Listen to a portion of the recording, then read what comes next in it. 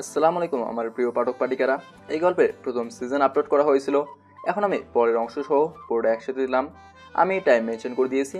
যারা অলরেডি শুনে ফেলেছো তারা একটু কাট করে শুনে নিও, আর যারা এখনও শোনো নাই তারা পুরোটাই শুনে নিও।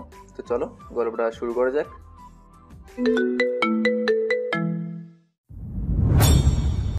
লেখাপড়ার তাগিদে বাবা আমাকে পাঠিয়ে দিল মামার বাসায়। বুঝলাম না, আমাদের এখানে ভালো ভালো ভার্সিটি থাকা সত্ত্বেও অন্য শহরে, মানে মামার বাসায় পাঠালো কেন? কি আর করার, মামার বাসার পাশেই কুনামধন্য এক ইউনিভার্সিটিতে ভর্তি হলাম। সেখানে আমার মামাতো বোন তিথি ও পড়তো। আমি আর তিথি সেম ইয়ারের স্টুডেন্ট। ব্যাগ প্যাকিং করতে শুরু করি। মামা বাসায় যেতে হবে, বাইরে গাড়ি দাঁড়ানো, প্রচণ্ড কষ্ট হচ্ছিল এই চিরচেনা শহরটাকে ছেড়ে যেতে। এই শহরের প্রতিটা গলি আমার চেনা, খুব মিস করব। জানি না আবার কবে এখানে আসতে পারবো। ব্যাগ গুছিয়ে আলতো করে চোখের পানি মুছতে মুছতে বাসা থেকে বের হয়েই অবাক হয়ে গেলাম, কারণ বাইরে কমপক্ষে 18 থেকে 20 জন ছেলে, মানে আমার কলেজের ফ্রেন্ডগুলো অপেক্ষা করছে। আমি অনেকটা আবেগ আপ্লুত হয়ে পড়লাম, তবু হাসি মুখ নিয়ে সবাইকে বললাম, হে, সবাই কি আমার চলে যাওয়াতে খুশি? যেতে দেব না বলেই এসেছি। যেতে দিবে না বললে কি হয়? আব্বু কিন্তু আগের মতো এখন লাঠি নিয়ে তাদের তাড়া করবে। আজকে তোর বাপ রামদা নিয়ে তাড়া করলেও এখান থেকে এক চুল পরিমাণ নড়াচড়া করব না। এখন সত্যি সত্যি ইমোশনাল হয়ে পড়ছি। বুঝে গিয়েছি এদেরকে ভয় দেখিয়ে বিদায় করতে পারবো না। তাই একে একে সবাইকে বুকে জড়িয়ে নিয়ে বললাম, আরে চিন্তা করিস কেন, আমি কি সারা জীবনের জন্য যাচ্ছি নাকি? দেখবি কাল সকালে এসে পড়বো। দুদিন পর আমাদেরকে ভুলে যাবি না তো? নিজেকে ভুলতে পাবো, কিন্তু তাদেরকে না। তোরা আমাকে অনেক সাহায্য করছিস, যেটা আমি সব সময় মনে রাখি আর রাখবো। আর দুদিন সেখানে থাকতে পারবো কিনা সন্দেহ। Miss you. Me you too all কলেজের টুকরা। এটুকু বলে আর দেরি করলাম না, সাথে সাথে গাড়িতে উঠে বসলাম। তবে মনে হচ্ছিল আমার মাঝে থেকে অনেক কিছু হারিয়ে যাচ্ছে। কিছু দূর যাওয়ার পর দেখতে পেলাম রাস্তায় বসে এক বৃদ্ধা লোক কান্না করছে। বয়স মিনিমাম 80-র বেশি হবে। মায়া লাগলো, তাই ড্রাইভারকে গাড়ি থামাতে বললাম। গাড়ি থেকে নেমে বৃদ্ধ লোকটার কাছে গেলাম। কি হয়েছে দাদা, এখানে বসে কাঁদছেন কেন? কান্না করা ছাড়া আর কোনো উপায় নেই বলেই। কি হয়েছে খুলে বললে হয়তো সাহায্য করতে পারতাম। আপনারা সাহেব মানুষ, সময় কি হবে এই বৃদ্ধের কথা শোনার? সাহেব মানুষ হলে তো গাড়ি থামাতাম না। সেটাই তো। শোনো তবে, দিনরাত কাজ করে যা পেয়েছি সব ছেলের পেছনেই খরচ করেছি। ছেলেকে সামর্থ্য অনুযায়ী লেখাপড়াও করিয়েছি। কিছুদিন হলো ছেলেটা চাকরি পেয়েছে। ছেলের চাকরির খবর শুনে আমি খুশিতে আত্মহারা হয়েছিলাম। ভেবেছিলাম আমার কষ্ট এই বুঝি শেষ হলো। শেষ হয়েছে ছেলের টাকায় আয়েশ করার মন প্রাণ ভরে সুখ করে। শেষ নিঃশ্বাস ত্যাগ করিব কিন্তু। এটুকু বলেই বৃদ্ধা লোকটা আবারও কান্নাতে ভেঙে পড়লো। তারপর কি হলো বলেন? তারপর ছেলেটার আচরণ বদলাতে থাকে। ভাবলাম মা ছাড়া ছেলে, তাই হয়তো গুছিয়ে থাকতে শিখেনি। কিছুদিন যেতে না যেতেই আমাকে না জানিয়ে কোন এক সাহেবের মেয়েকে বিয়ে করে নিয়ে আসে। আমিও সেই হতভাগা পিতা, যে কিনা ছেলের বিয়ের কথাটাও 5 দিন পরে শুনি। তবে আফসোস করতাম না, কারণ আমার সময় ঘনিয়ে আসছে। আমাকে চলে যেতে হবে। একদিন আমার ছেলেও বাবা হবে। সেই দিন বুঝতে পারবে কতটা কষ্ট পেয়েছিলাম আমি। আপনি এখানে কেমন করে সেটা তো বলেননি। ছেলেটার বউ বাড়িতে আমাকে দিয়ে কাজের লোকের মতো সব কাজ করাতো। আমার ছেলে এসব দেখেও না দেখার ভান নিয়ে অফিসে চলে যেত। আর ছেলে যখন বাড়িতে থাকতো না, তখন অচেনা অচেনা লোক ছেলের বউয়ের রুমে যাওয়া আসা করতে দেখেছি। এমনি বুঝেছি অনেক কিছু। অচেনা এক লোকের সাথে একটানা 2 ঘন্টা বন্ধ রুমে থাকার মানে সবাই বুঝবে। সে যাই হোক, ছেলেকে বললে বিশ্বাস করবে না, তাই সাহস করে বলিনি। হঠাৎ আমি অসুস্থ হয়ে পড়ি, যার ফলে কোনো কাজ করতে পারিনি। তাই ছেলের বউটা আমাকে পুরো একদিন রুমে আটকে রেখেছিল। আমাকে কিছু খেতে দেয়নি, 1 গ্লাস পানিও দেয়নি। পিপাসা আর ক্ষুধার যন্ত্রণায় বাড়ি থেকে কোনোভাবে এখানে পালিয়ে এসেছি। বৃদ্ধা লোকটার করুণ কাহিনীটা শুনে চোখ থেকে পানি অঝরে বেয়ে পড়ছে। মানুষ এতটাও নিচে নামতে পারে? সি সি। আগে তো এসব খবরের কাগজে দেখেছি, তবে আজ আমার সামনের লোকটা এই নির্যাতনের শিকার। যাই হোক, আমি তাড়াতাড়ি বৃদ্ধা লোকটাকে নিয়ে একটা রেস্টুরেন্টে গেলাম। সেখানে গিয়ে লোকটাকে ইচ্ছে মতো খাবার খেতে বললাম। বৃদ্ধা লোকটা এমনভাবে খাচ্ছিল, সে কি আর বলবো। খাওয়া শেষ করে ফার্মেসি থেকে কিছু ওষুধ কিনে দিয়ে বললাম, এখন কোথায় যাওয়ার ইচ্ছে আছে? নিজের বাড়িতে যেতে পারবো না, তাই এক মেয়ে ছিল, তার বাড়িতেই আশ্রয় নিব গিয়ে। আমি নামে দিয়ে আসবো? না বাবা, তুমি আজ আমার জন্য অনেক করেছো, তোমাকে দেওয়ার মতো আমার কাছে কিছুই নেই। কে বললো কিছু নেই? আপনি আমার মাথায় হাত রেখে দোয়া করে দেন, এটাই আমার জন্য অনেক কিছু। তখন বৃদ্ধা লোকটা আমার মাথায় হাত রেখে দোয়া করতে থাকে। এক পর্যায়ে কেঁদে ফেললো লোকটি।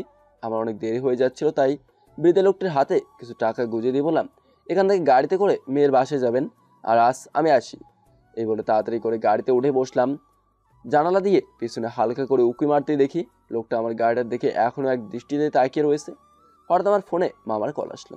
হ্যালো। কই রে তুই, এতক্ষণ লাগে নাকি? সরি মামা, রাস্তা অনেক জ্যাম তো, তাই সমস্যা নেই, 2-3 ঘন্টার ভিতরেই পৌঁছে যাব। আরও 2-3 ঘন্টা? তিথি তোকে দেখবে বলে অপেক্ষা করছে। কি বলে ও? বলতেছে তোকে কতদিন হলো দেখেনি, তাই একটু তাড়াতাড়ি আসতে বলছে।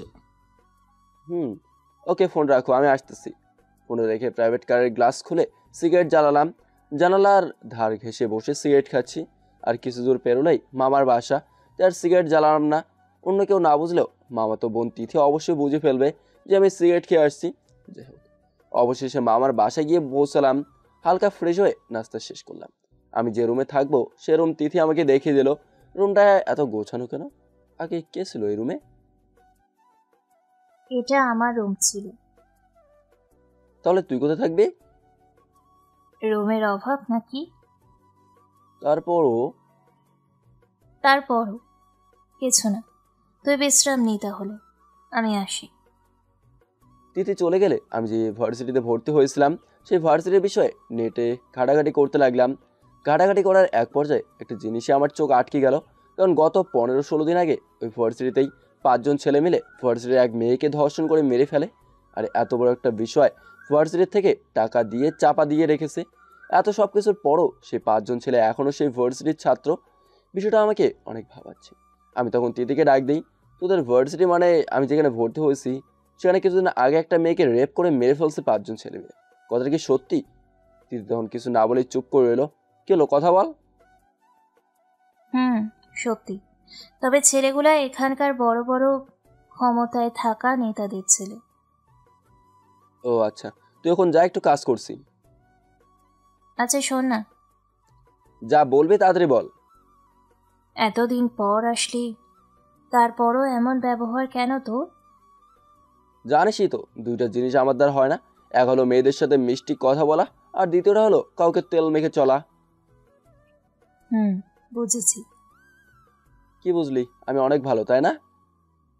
যারা নিজেকে নিয়ে ভালো বলে তারা কখনোই ভালো হয় না। আর তোর চেহারাতেই ফুটে উঠেছে তুই খারাপ, বেঈমান, স্বার্থপর, নিষ্ঠুর, কুত্তা, বিলাই, ইঁদুর, তেলাপোকা। এত বড় অপমান! শোন, তবে তোর জামার ভিতরে আমি যে পর্যন্ত তেলাপোকার ইঁদুরের বাচ্চা না দেবো সেই পর্যন্ত আমি ঘুমাবো না। না প্লিজ, এমনটা করিস না। ওকে, তাহলে এখন যা, আমাকে কিছুক্ষণ একা থাকতে দে। দিদি চলে গেলে আমি আবারও নেটে ভার্সিটি মেয়েটার ধর্ষণ নিয়ে ঘাটাঘাটি করা শুরু করে দিলাম। এমনকি যে 5 জন মেয়েটাকে রেপ করেছিল তাদের বিষয়েও সব তথ্য নিয়ে 5 জনের নামের লিস্ট জমা করে রেখে দিলাম। জানি না এই টিমের সিরিয়াল কত টিমের পর আসবে, তবে আমার লিস্টে যখন এই 5 জনের নাম উঠেছে অবশ্যই এদের সিরিয়াল আসবে, সে আজ হোক বা কাল।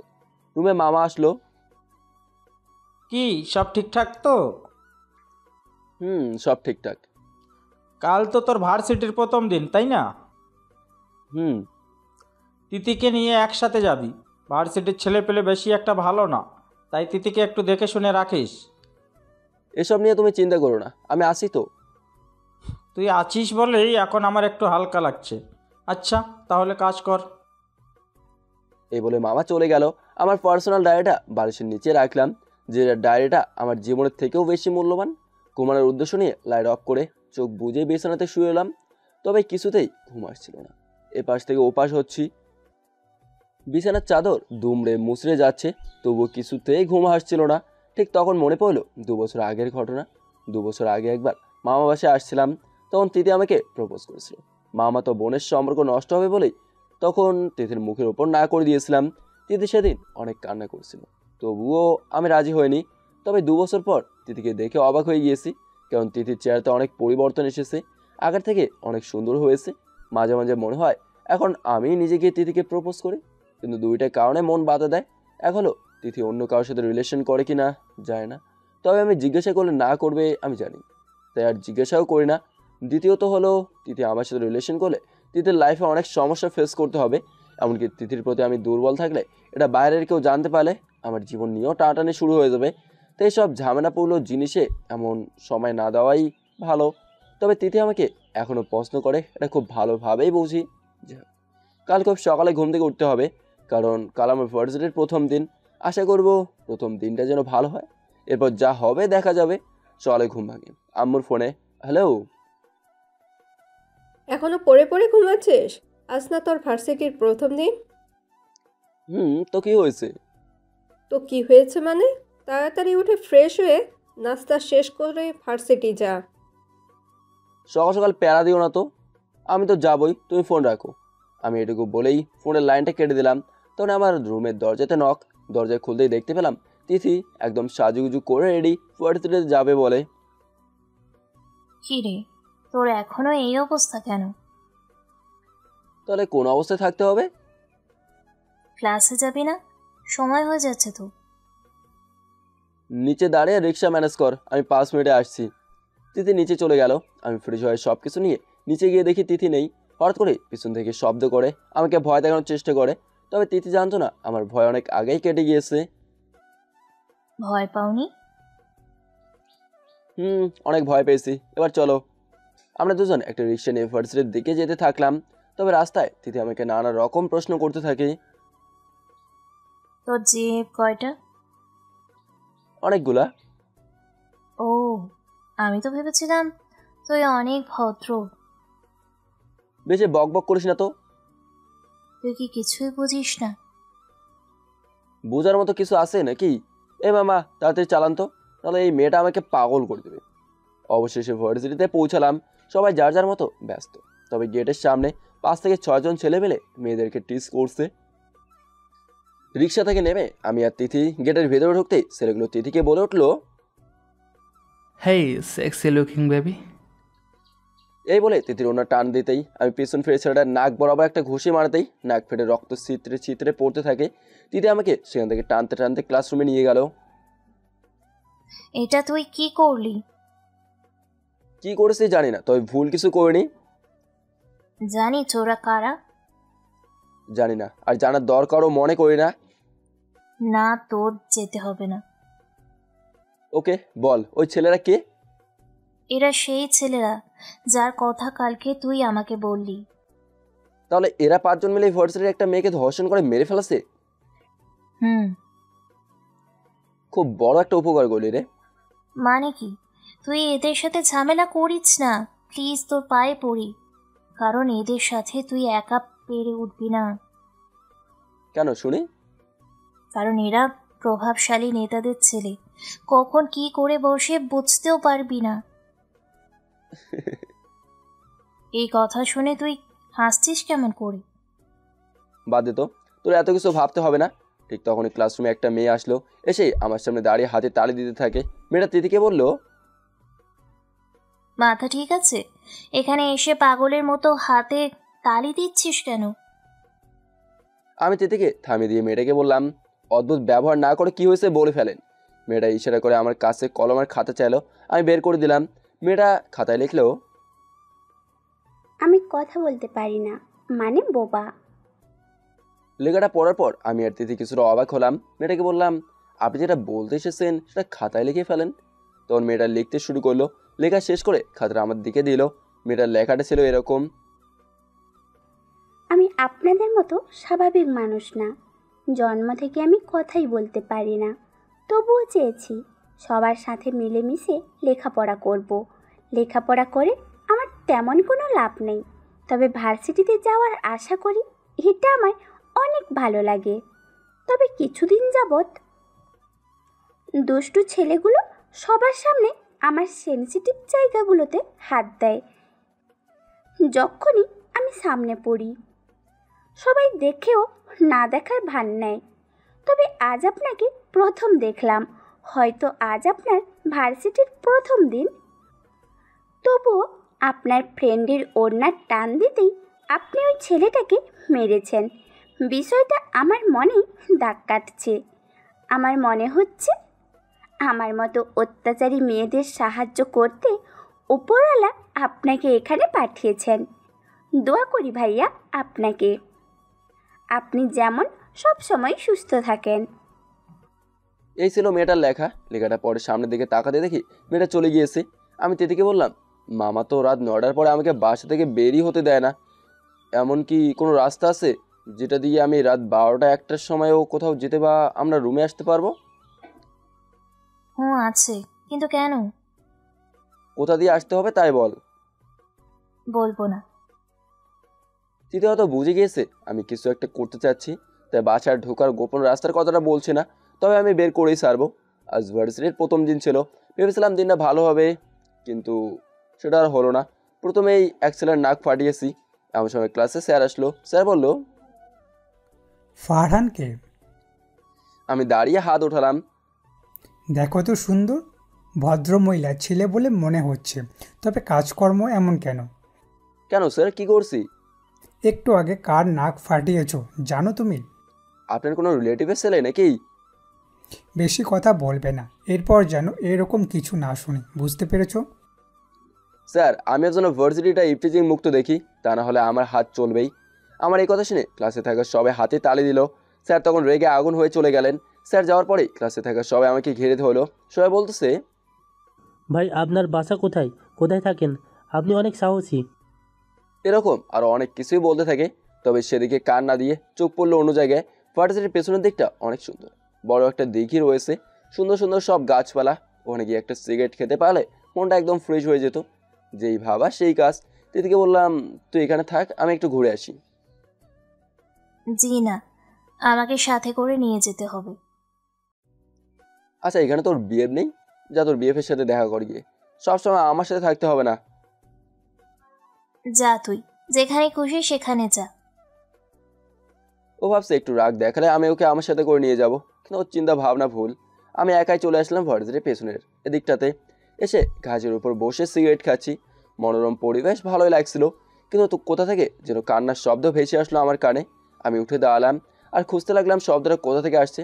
দেখতে পেলাম আমার থেকে একটু দূরেই একটা মেয়ে ফুপিয়ে ফুপিয়ে কান্না করছে। মেয়েটার কাছে যেতেই ভয়ে মেয়েটাও উঠে দাঁড়ালো। ভয় নেই, মনে করেন আমি আপনার কান্নার সঙ্গে আমারও মনটা আজ ভালো নেই। ও কি হয়েছে আপনার যে এত বড় হয়েও কান্না করছেন? কিচ্ছু না, এমনিতেই। বুঝতে পারলাম মেয়েটা এত সহজে মুখ খুলবে না, তাই আমি একটা ছেঁকা খাওয়ার কাহিনী বানিয়ে মেয়েটাকে বললাম, আমি বুঝতে পেরেছি মেয়েটা হয়তো প্রেমে ব্যর্থ হয়েছে। আমি এত সাজিয়ে গুজিয়ে আমার ছেঁকা খাওয়ার কাহিনী বানিয়ে বলেছি যে মেয়েটা এখন নিজ থেকে আমাকে সব বলা শুরু করছে। মেয়েটা বলল, এক ভার্সিটির ছেলের সাথে তার 2 বছর যাবত রিলেশন ছিল। এই 2 বছরে ছেলেটা তাকে প্রেমের মায়াজালে ফাঁসিয়ে তার জীবন একদম নষ্ট করে দিয়েছে। মেয়েটার মায়াবী একটা চেহারা। বুঝি না এসব মেয়েদের নষ্ট করা কি খুব প্রয়োজন মাত্র 5-10 মিনিট সুখের জন্য? মেয়েটা কাঁদতে কাঁদতে আরও বলল, আমি এ জীবন রাখবো না, কারণ আমার গৌরব, আমার সৌন্দর্য, আমার অহংকার, স্বামীর হক, এই সব কিছু আমি নষ্ট করে ফেলেছি। তাই আমার বেঁচে থাকার কোনো অধিকার নেই।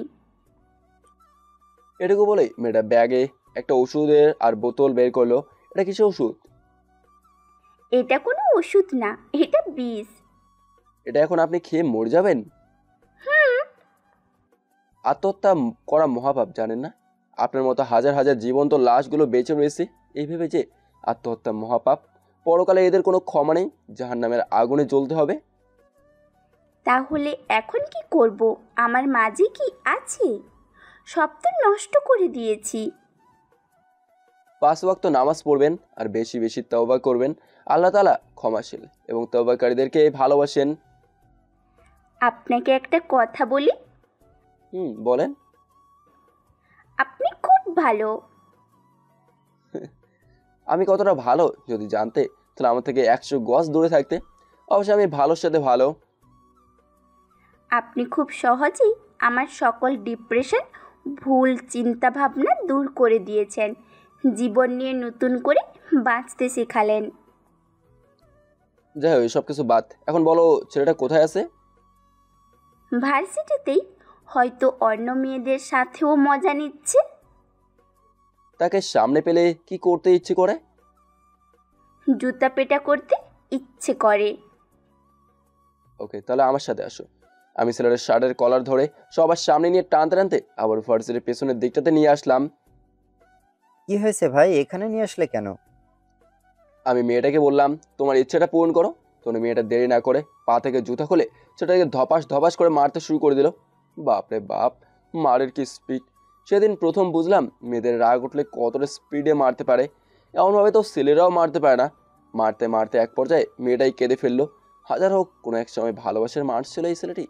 ক্লাস শেষ করে আমি আর তিথি বাসায় আসতেছিলাম, এমন সময় এক ছেলে তিথির সামনে হাঁটু গেড়ে বসে তিথিকে প্রপোজ করে।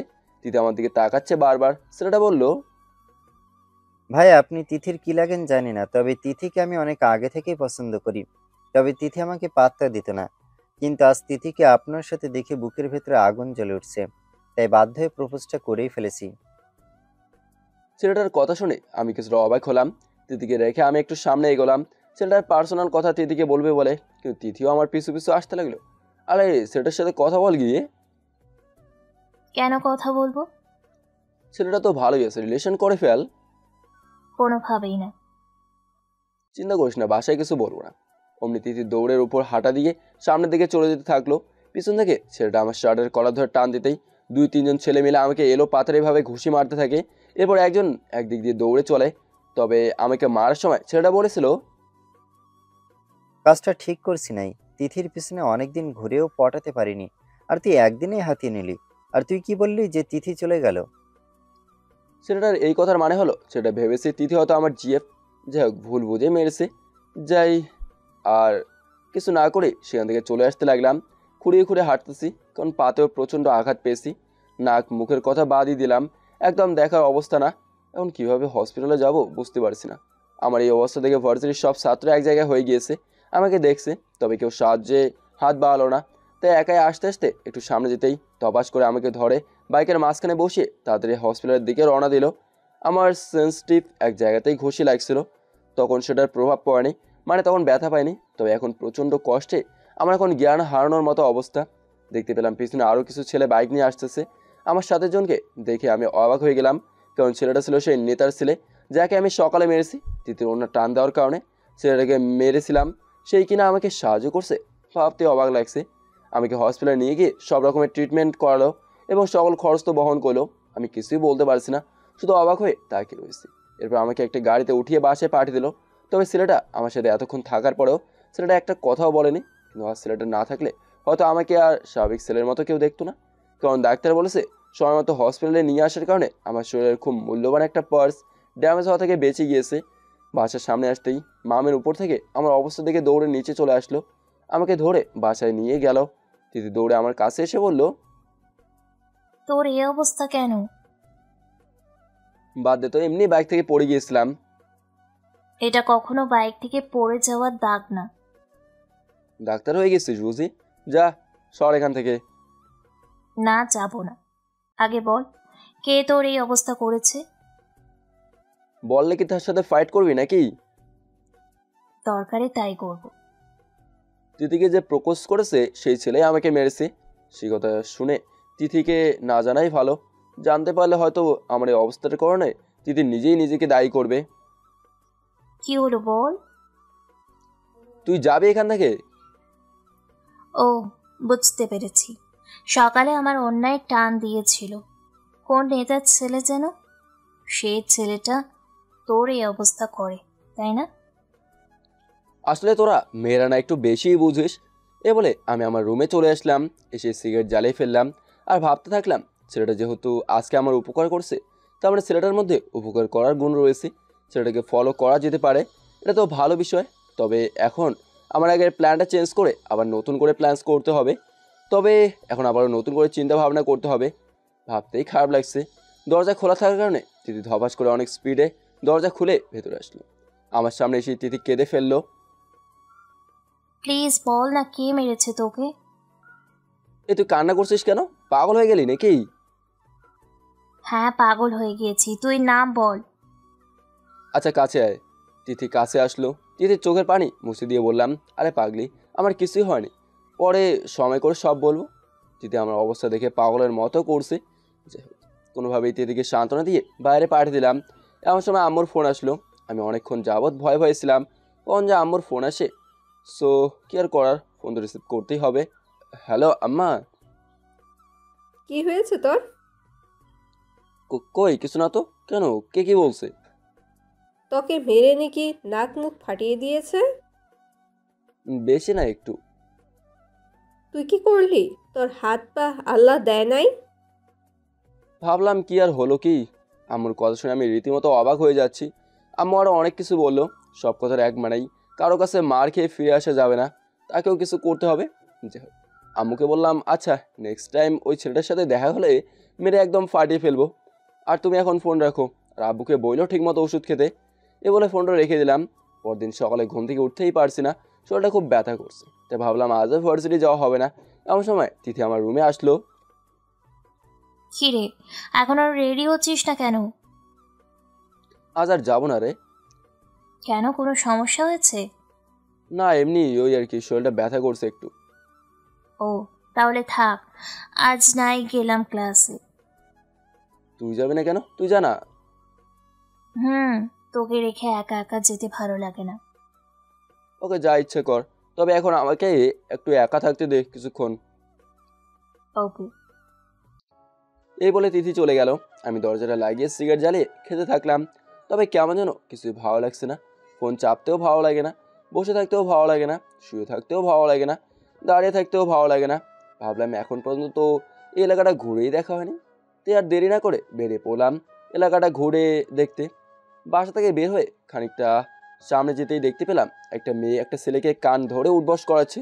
অত মেয়েটার বিয়ে দেখে অনেক হাসিও পেলো। অনেক কষ্টে হাসিটা আটকে রাখলাম।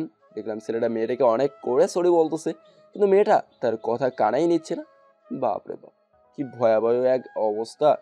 রিলেশন করি না, এই জন্যই। আমি আর একটু সামনে এগিয়ে যেতেই দেখতে পেলাম কাগজে মোড়ানো সুন্দর সুন্দর ছোট ছোট ঘর বাড়ি, যেটাকে আমরা গ্রামের বাসায় বস্তি বলে থাকি। এই বস্তিতে একসাথে অনেক মানুষের বসবাস, তবে জায়গাটা কিন্তু বেশি একটা বড়সড় না। তারপরও তারা সবাই মিলে মিশে থাকে। মনোরম এক পরিবেশ। বস্তির ভেতরে প্রবেশ করলাম। ভেতরটা কেমন এটা দেখতে, কিন্তু ভেতরে যেই অবাক হয়ে গেলাম, কারণ এরা প্রচণ্ড গরিব, দিন আনে দিন খায়, মাঝে মাঝে না খেয়েও দিন পান করে দেয়। তবে এদের কিছু কিছু মেয়েগুলো একদম রাজকন্যা। আগে ভাবতাম রাজকন্যা শুধু প্রভাবশালী বা ধনীদের ঘরে জন্ম নেয়, কিন্তু এখন আমার পুরো চিন্তাভাবনাই ভুল। রাজকন্যা শুধু ধনীদের ঘরে জন্ম নেয় না, বস্তিতেও শত শত রাজকন্যা জন্ম নেয়, এবং এরাই প্রকৃত রাজকন্যা। তবে সমস্যার বিষয় হলো অন্যটা। এই এলাকারই কিছু ছেলে এই বস্তিটাতে এসে রাজ করে, মানে বস্তিতে এসে এখানকার মেয়েদের বিরক্ত করে, এবং মাঝে মাঝে এইসব মেয়েদের শরীরে হাত লাগায়। এরা অসহায় বলে ছেলেগুলোকে কিচ্ছু বলতে পারে না। ছেলেগুলো প্রতিদিন দল বেঁধে এসে ইচ্ছে মতো মজা লোটে, আবার চলে যায়। এদেরকে কেউ কিছু বলার সাহস পায় না, কারণ এরা হলো এলাকার বকাটা ছেলে পেলে। কিন্তু এরা হয়তো এটা জানে না যে বাপের উপর বাপ থাকে। আর একটু সামনে যেতে দেখতে পেলাম বড় একটা নদী বয়ে গিয়েছে বস্তিটার পাশ দিয়ে। বস্তির মেয়েরা সেখান থেকে পানি সংরক্ষণ করছে। সেখানে এলাকার কিছু বকাটা ছেলে মেয়েগুলোকে প্রচণ্ডভাবে বিরক্ত করছে। আমি সামনে গিয়ে একটা মেয়ের কলস ভরতে পানি নিয়ে যাচ্ছিল। হঠাৎ করে একটা ছেলে এসে মেয়েটার কোমরে হাত দিয়ে বসে। নিজেকে আর ঠিক রাখতে পারলাম না। ভেবেছিলাম মাথা ঠান্ডা করে প্ল্যান করে এদের শিক্ষা দেবো, তো প্ল্যান পরে হবে, এখন শুধু শব্দ ছাড়া মায়ের হবে। মেয়েটার কোমরে হাত দেওয়ার সাথে সাথে আমি ছেলেটার বুকে লাথি মেরে নদীতে ফেলে দিলেই আরও দুটো ছেলে আমাকে মারতে এগিয়ে আসে। মেয়েটার কলসটা ছিল লোহার, তাই মেয়েটার হাত থেকে কলস নিয়ে দুজন ছেলেকে একটা করে মাথার পিছনে আঘাত করতে আর কেউ সামনে আসার সাহস পেল না। তো ওরা তিনজন দৌড়ে চলে আসে। তবে যাওয়ার আগে আমাকে বলে গিয়েছে আমাকে নাকি পরে দেখে নেবে। অসহায় অবস্থার মেয়েটা আমাকে বললো, ভাইয়া, আমাদের এই গরিবের ঘরে একটু মুড়ি গুড় খেয়ে গেলে খুব খুশি হব। আস না, অন্য একদিন এসে খেয়ে যাব। না না, আজ এক্ষুনি যেতে হবে। কি আর করার, জোর করে নিয়েই গেল। মেয়েটার বাবা নেই, বলতে গেলে মেয়েটার মা ছাড়া আর কেউ নেই। মেয়েটার সাথে ছোট্ট একটা ছেলেকোড়ার মতো একটা ঘরে ঢুকলাম। ভেতরে মেয়েটার মা ছিল। আমাকে দেখতে মেয়েকে বলে উঠলো, এই সাহেবের ব্যাটে কি রে মা? এরপর মেয়েটির সাথে হওয়া সব কাহিনী খুলে বললে লক্ষ্য করলাম মেয়েটার মায়ের চোখ থেকে অশ্রু ঝরছে। কি হয়েছে, কান্না করেন কেন? তখন মেয়েটার মা বলল, তোমার মতো আমার যদি একটা ছেলে থাকতো তাহলে আর কাঁদতাম না। এলাকার ছেলেপেলেরা এসে প্রায় আমার মেয়ে সহ সব মেয়েদের বিরক্ত করে, তবু আমাদের মুখ বুজে সহ্য করে নিতে হয়। আমরাও তো মানুষ, তাই না? কেন আমাদের সাথে এরকম হয়? মেয়েটার বাবা মারা গিয়েছে অনেক দিন হলো। মেয়েটাকে শেষ কর্ণিতে জামা কিনে দিয়েছি মনে নেই। সামনে আবারও তো ঈদ আসছে। আহ, থাক না মা এসব কথা, ওনাকে আগে নাস্তা করতে তো দাও। না আন্টি, আজ আর খাবো না, আমি আবারও আসবো। আর আমাকে ছেলের মতোই ভাবতে পারেন। আমাকে ওনারা অনেক জোর করেও খাওয়াতে পারেনি, তাদের সম্মান রাখতে এক গ্লাস পানি খেয়ে আসেছিলাম। মেয়েটির মায়ের কথা শুনে আমিও গলা দিয়ে নাম ছিল না, পানি আটকে আটকে পড়ছিল। একটা মানুষ এত কষ্ট বুকে নিয়ে থাকে কেমন করে? আল্লাহ তাআলা এদের অনেক ধৈর্য শক্তি দান করেছেন। অনেক কিছুই করতে হবে এখন আমাকে, সব কিছুই একসাথে মাথায় ঘুরপাক খাচ্ছে। এসব চাপে মাথাটাও ঠিকঠাকভাবে কাজ করছে না। বাসায় আসার পর, কই গিয়েছিলে এই শরীর নিয়ে? কোথাও না, এখানেই। কোথাও না এখানে মানে? জায়গা নাম বল। আরে আমি এত কিছু চিনি নাকি এখানকার? আচ্ছা বোন আমার, একটা কাজ করে দিবি? কি কাজ? ফ্রিজ থেকে ঠান্ডা পানি নিয়ে লেবুর শরবত করে নিয়ে আসবি। ওকে, রুমে যা, নিয়ে আসছি। আমি রুমে গিয়ে টিভি অন করলাম। দিদি শরবত নিয়ে আসলো। কে, চিনি কম দিছিস কেন? কই দেখি। এই বলে তিথি আমার হাত থেকে গ্লাসটা নিয়ে চুমুক দিয়ে বলল, কই, ঠিকই তো আছে। তুই চুমুক দিলি কেন? কেন? আমার মুখের জিনিস খেতে পারবি না?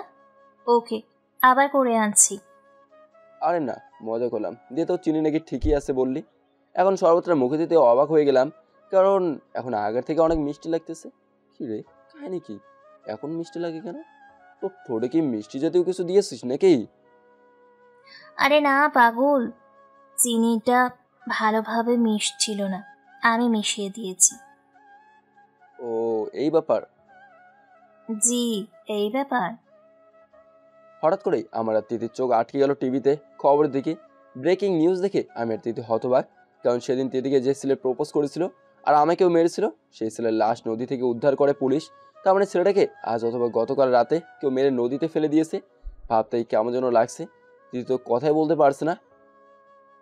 সেদিন তো ছেলেটা ভার্সিটির সবার সামনে আমাকে প্রপোজ করেছিল। এই কারণে পুলিশ যদি আমাদের সন্দেহ করে, বাসায় আসে, তাহলে কেমন করব? দূর, তোর যত সব আলতু ফালতু কথা। তন্দিতা আমার দিকে কড়া দৃষ্টিতে তাকিয়ে বলল, তুই তো কিছুই করিস না। পাগল হলি নাকি? আমি এমনিতে বিপজ্জনক থাকলেও কাউকে খুন করব, এটা আমার দ্বারা সম্ভব না। সত্যি কথা বল, তুই একটু আগেও যেন কোথা থেকে আসলি। আমাকে খুনি ভাবছিস নাকি রে? আমি কালকেই চলে যাব। আরে না, এমনিই বললাম। তুই খুন করবি? তুই তো মশা মারতেও পারিস না। ঠিক। তাহলে ছেলেটাকে কে মারলো এমন করে? এসব নিয়ে তোকে ভাবতে হবে না, তুই এখন যা কাজ কর। তুই কখনো আমাকে তোর সাথে বসতে দিস না, দাঁড়াতেও দিস না, আসলে তাড়িয়ে দিস। এমন কেন? আমি কিছু বললাম না, চুপ করে এলাম। কাল তো ক্লাসে যাবি, তাই না? যাব। মনে মনে ভাবলাম কালকে ভার্সিটি যেতেই হবে, কারণ মনের মধ্যে খুঁজখুচ করছে। কি এই ছেলেটাকে মেরেছে? এর পিছনে রহস্য কিছু থাকতে পারে। তবে সে যাই হোক, কালকে ভার্সিটি গিয়ে প্রথমে রহস্য ভেদ করব, এরপর ভালো একটা মেয়ে খুঁজে রিলেশন করব। মাঝে মাঝে প্রচণ্ড ডিপ্রেশনে ভুগি, তখন তো একটু হলেও সান্ত্বনা দিতে পারবে। পরদিন সকালে একটু আগেই উঠলাম ভার্সিটি যেয়ে রহস্য ভেদ করার জন্য। অস্থির হয়ে যাচ্ছিলাম। ঘুম থেকে উঠে পরিবারে হয়ে তিথির রুমে গেলাম। গিয়ে দেখি তিথির নাক ডেকে ঘুমাচ্ছে। নাক ডাকা বাজে একটা স্বভাব। বিয়ের পর এই মেয়ে স্বামীর অনেক বকা খাবে। এই স্বভাবের জন্য আমি তিথির নাক চেপে ধরলাম। অমনি তিথি লাফ দিয়ে উঠে পড়লো। কি রে, তুই এখানে? কটা বাজে দেখছিস? তিথি দেয়ালে থাকা ঘড়ির দিকে তাকাতেই বলে উঠলো, আর একটু আগে ডাক দিবি না? সাজুগুজু করার সময় তো পাবো না। আচ্ছা তোকে কি কেউ দেখতে আসছে যে এত সাজুগুজু করতে হবে? না, তবে একটা ইয়ে আছে না। কি ইয়ে আছে না? কিছু না, তুই বুঝবি না। আচ্ছা, এখন ড্রেস চেঞ্জ করব, তোর রুমে যা, আমার হলে ডাক দিব। ড্রেস চেঞ্জ করবি তো কর, আমাকে যেতে বলছিস কেন? শয়তান কোথাকার। এই বলে তিথি আমাকে বালিশগুলো ছুঁড়ে মারতে থাকে। অবস্থা বেগতিক দেখে তিথির রুম থেকে চলে আসলাম। একটু পর তিথি রেডি হয়ে আমাকে ডাক দিল। আমি আর তিথি একসাথে ভার্সিটি গেলাম, গিয়ে ক্লাস করতেছিলাম। এমন সময় আমাকে বাইরে থেকে একজন ছেলে ডাক দিল। আমি ক্লাস থেকে বের হয়ে বললাম, কি ভাই কিছু বলবেন? ওই ভাইয়া আপনাকে ডাকতেছে। সামনের দিকে তাকাতে দেখলাম সেই নেতার ছেলে যে তিথির ওড়না টান দিয়েছিল। ছেলেটার নাম ছিল জনি। তোমার সাথে কিছু কথা আছে। বলতে পারো। তোমাকে আমার খুব ভালো লাগছে। কি এখন প্রেম করবা নাকি আমার সাথে? আরে ওইরকম ভালোবাসা না রে ভাই। তাহলে কিরকম? আমি কি তোমার ভালো একটা ফ্রেন্ড হতে পারি যদি তুমি চাও? জানোই তো আমি কার ছেলে, অনেক উপকার পাবে। প্রথমত আমি অহংকার পছন্দ করি না, দ্বিতীয়ত তোমাকে আমার ভালো লাগে না। কি চেঞ্জ করলে আমাকে ভালো লাগবে? আমি তাই করব, চেঞ্জ হতে চাই। হঠাৎ এত চেঞ্জ হওয়ার কারণ? আজ পর্যন্ত কোনো মেয়ের সাথে রিলেশন করতে পারিনি। জানেন কেন? আমি খারাপ বলে। এত টাকা পয়সা কমাতে থাকা সত্ত্বেও আমি আজ ডিপ্রেশনে ভুগছি। জনের কথা শুনেই বুঝতেছি ও আমাদের মতোই সাধারণ ছেলে হতে চায়, কারণ সবার মতো জনেরও মনে করে ভালোবাসার প্রয়োজন হয়, কিন্তু মেয়েরা খারাপ ছেলে পছন্দ করে না, তাই জনে ভালোবাসার মানুষের অভাবে ভুগছে। কিন্তু এখানে একটা কথা আছে, খেয়াল করবেন, গাঁজাখোর বা যে কোনো নেশাখোর খারাপ ছেলেটারও কিন্তু সুন্দর সুন্দর মেয়েদের সাথে রিলেশন করে। কারণ হলো এরা মজার মজার কথা বলে, তাতেই মেয়েরা পটে যায়। কিন্তু জনি মেয়েদের সাথে কিভাবে কথা বললে তার কাছ থেকে বিশ্বাস অর্জন করবে, সেভাবে কথা বলতেই পারে না। জনি আরও বলল আমাকে, ভাই তুমি যদি আমাকে চেঞ্জ করে একটা রিলেশন করে দিতে পারো তাহলে তুমি আমার কলেজে জায়গা করে নিবা। আমি মনে মনে ভাবলাম আমার যে ভালো খারাপ স্বপ্নগুলো পূরণ করতে হবে তাতে যে কোনো এক ক্ষমতার হাত লাগবে আমার উপরে উঠতে গেলে। যে জনিকে ভালো করার দায়িত্ব নিয়ে দুজনেই ভালো হবে। কথাবার্তা শেষ করে ক্লাসে গিয়ে দেখি ক্লাস শেষ, তুই বসে আছে মন খারাপ করে। তোর এখন আসার সময় হলো? সরি, দরকারি একটা কাজ করলাম। তোর জন্য কখন থেকে একা একা বসে আছি। কোন মেয়ের পিছনে গিয়েছিলি? আরে পাগল নাকি, কোন মেয়ের পিছনে যাব? বলেও কোনো মেয়ের দিকে নজর দিবি না। বাহ বাহ, ভয় পাইছি। এবার চল তো বাসায় যাব। আমি তিথিকে নিয়ে বাসায় আসলাম। গোসল করে খাবার খেয়ে ভাবলাম একটু ঘুমাবো, অমনি জনের ফোন আসলো। হ্যালো, কই তুমি? বাসায়। বাসায় কি কোনো কাজ কাম আছে? না, তেমন কোনো কাজ তো নেই। তাহলে তোমাদের বাসার নিচে আমি বাইক নিয়ে অপেক্ষা করছি, নিচে নামও, ঘুরতে যাব। আমি নিচে যেয়ে দেখতে পেলাম গেটের সামনে জনে বাইক নিয়ে দাঁড়িয়ে রয়েছে। কি ব্যাপার হঠাৎ এখানে? চলো তোমাকে নিয়ে আজ সারা শহর করব। আমিও চললাম ঘুরতে। যেতে যেতে ও আমাকে বললো, সেদিন তোমাকে এক ছেলে মেরেছিল না? সেই ছেলে তো মারা গিয়েছে, গতকাল দেখলাম। মারা গিয়েছে সবাই জানে, কিন্তু কে মেরেছে এটা কি কেউ জানে? না, তবে তুমি জানো নাকি? ওই ছেলেটাকে আমি মেরেছি। জনের কথা শুনে মাথাটা ঘুরে গেল। মনে মনে একটা জিনিসই ঘুরপাক খাচ্ছে, যে জনের সাথে ছেলেটার হয়তো কোনো শত্রুতা ছিল, তাই হয়তো মেরেছে। জনি তো আমার সাথে শত্রু থেকেই তো বন্ধু হয়েছে। তবে এখন বুঝতে পেরেছি জনি এতক্ষণ ভালো হওয়ার মিথ্যা নাটক করে আমাকে এখানে নিয়ে এসেছে, হয়তো আমাকেও মেরে ফেলার জন্য এখানে নিয়ে এসেছে। তখনই আমি বাইক জনের পেছনে বসে আছি। হঠাৎ করে খেয়াল করলাম আমাদের বাইকের পেছনে 25 থেকে 26টা বাইক ভর্তি অনেক ছেলেপেলে আসতেছে। তখন বুঝে গেলাম আজ হয়তো আমার সাথে অনেক খারাপ কিছু ঘটবে। এখন আমারও কিছু করার নেই, যা হবার হবে। এমন সময় জনি বলে উঠলো, ফারহান, আজ তোমাকে এমন জিনিস দেবো যেটাতে তুমি অনেক খুশি হয়ে যাবে। ভাবতেও পারবে না কত বড় অফার তুমি আজ পাবে। জনি আমাকে বাইকের পেছনে বসিয়ে কোথায় যেন নিয়ে যাচ্ছে। আমাদের বাইকের পেছনে আর অনেকগুলো বাইক একসাথে আসছে। জনি সেদিন ও এক ছেলেকে খুন করছে, জানি না আজ আমাকে কোথায় নিয়ে যাচ্ছে। যেতে যেতে কোনো এক ক্লাবে নিয়ে গেল, সেখানে অনেক ছেলে পেলে ছিল। ফারহান এদিকে আয়। আমি জনের কাছে যেতেই জনি সবাইকে উদ্দেশ্য করে বলল, আমার সাথে যাকে তোমরা দেখতেছো তার নাম হলো ফারহান, আমার কলেজার ভাই বা বন্ধু। আজ থেকে আমি চাই তোমরা সবাই আমাকে যেমন সম্মান দাও, আমার সব কথা শোনো, ঠিক তেমনি ফারহানের সব কথা শুনতে হবে। মনে করবা দুজন এক মানুষ। সবাই কি আমার কথাটা বুঝতে পারছো?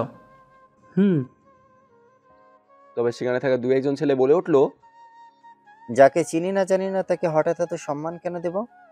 ঠিক তখনই বাকি সব ছেলেগুলো সেই দুজন ছেলেকে ইচ্ছে মতো মেরে বলল, জনি ভাইয়ের উপরে কথা বলার সাহস এই শহরে কারো নেই।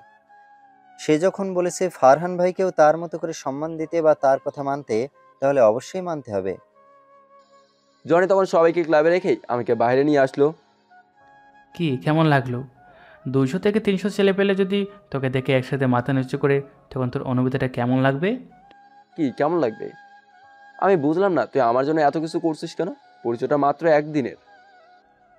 ও তুই বুঝবি না, এই লাইনে চলতে চলতে মানুষ চেনার স্বভাবটা খুব ভালোভাবেই হয়ে গিয়েছে। তাহলে বলতো আমি কেমন? তো বিশ্বস্ত, চঞ্চল, বিপজ্জনক, তবে সবার জন্য বিপজ্জনক না। আরও অনেক কিছু বুঝতে পেরেছি, ছোটোখাটো, তবে আজ থাক সেগুলো। ওকে, তাহলে আমরা এখন কোথায় যাচ্ছি? আমার না এক মেয়েকে খুব ভালো লাগে, অনেক চেষ্টা করেছি মেয়েটির সাথে সম্পর্ক করার, তবে আমি খারাপ বলে এখনও কিছু হয়নি। খারাপ বলে হয়নি এটা ভুল কথা। মেয়েরা খারাপ ছেলেদের প্রেমেই বেশি পড়ে, দুদিন পর সব হারিয়ে স্যাকা খেয়ে বসে। তারপর কি করে? এরপর সেই ভালো মেয়েটাও খারাপ হয়ে যায় এবং আরও 10-12 জন ছেলেকেও খারাপ বানাতে দ্বিধাবোধ করে না তারা। কি সাংঘাতিক। আচ্ছা, তুই মেয়েদের বিষয়ে এত কিছু কেমন করে জানিস? এগুলো জানার বিষয় না, এগুলো হলো বোঝার বিষয়। যাই হোক, তুই যে মেয়েকে পছন্দ করিস তার পেছনে কদিন ধরে ঘুরছিস? গত 2 বছর হলো রে ভাই। বলিস কি, এতদিন? আচ্ছা, আমাকে নিয়ে চল তো মেয়েটার কাছে। জনে আমাকে নিয়ে গেল মেয়েটার বাসার সামনে। দুজন মিলে রোদের মধ্যে অনেকক্ষণ বসে হইলাম, কখন মেয়েটা বাসা থেকে বের হবে। এদিকে আমি ঘেমে একদম শেষ, তো সামনের গাছটা নিচে বসে পড়লাম। কিছুক্ষণ পর মেয়েটা বাসা থেকে বের হলো, দেখতে ভালোই। জনের রুচি আছে বলতে হবে। নাম হলো মিম। জনে মেয়েটাকে দেখে উত্তেজনায় ছটফট করছে, কি দেখে কি করবে বুঝতে পারছে না। আমাকে বলল, ফারহান ভাই আমার, তুই কিছু একটা কর। আরে চিন্তা করিস না, এদিকে আসছে মেয়েটা। মেয়েটা আমাদের পাশ কাটিয়ে চলে যাচ্ছিলো। পেছন থেকে বললাম, এই যে ম্যাম, দুটো কথা শোনার সময় হবে। মেয়েটা কথা শুনেও না শোনার ভাব নিয়ে সামনে দিয়ে চলে যেতে থাকলো। আমি দৌড়ে মেয়েটার সামনে গিয়ে দাঁড়ালাম। মেয়েটা চমকে গেল। কি হয়েছে, কিছু বলবেন? কিছু বলার জন্য এই কড়া রৌদ্রের মধ্যে আমাকে দাঁড় করে রেখেছে জনি। কেন? আপনাকে জনি অনেক লাভ করে, আপনাকে একটাবার দেখার জন্য পাগলের মতো ছটফট করছে। আপনার জন্য ও সব খারাপ কাজ ছেড়ে দিয়ে ভালো হওয়ার চেষ্টা করছে। ও না, আপনি যদি এমন করেন তাহলে ও কিন্তু আরও খারাপ হয়ে যাবে এবং আপনার মতো অনেক নিরীহ মেয়েকে নষ্ট করবে যদি সে আপনার ভালোবাসা না পায়। আপনার কথায় যুক্তি আছে, তবে আপনার ফ্রেন্ড জনিও আমাকে এরকমভাবে কখনো বলেনি। তাহলে কীরকম ভালো বলেছে শুনি? একটা সিগারেট খেতে খেতে আমার মুখের ওপর ধোঁয়া দিয়ে ভিলেন স্টাইলে বলে, ভাল লাগছে, অনেক ভাল লাগছে। আচ্ছা ভাইয়া, আপনিই বলেন, এইভাবে কোনো মেয়েকে প্রপোজ করলে সেই মেয়ে ইমপ্রেস হবে নাকি ভয় পাবে? অবশ্যই ভয় পাবে। আচ্ছা, জনের পক্ষ হতে আমি ক্ষমা চাচ্ছি। দ্বিতীয়বার এমন আর করবে না করেছি। জনিকে ভালো করার দায়িত্ব আমি নিয়েছি, তবে তোমারও সাহায্য লাগবে। তুমি কি আমার সাহায্য করবে? করব। আলহামদুলিল্লাহ। আচ্ছা, এখন জনিকে ডেকে আনে, প্লিজ ভালোভাবে কথা বলবেন। আর আজ থেকে আপনাকে কিন্তু আমি ভাবি বলবো। ওকে। আমি জনের কাছে গেলাম। জনে আমাদের থেকে একটু দূরেই ছিল। কাজ তো হয়ে গিয়েছে ব্রাদার্স।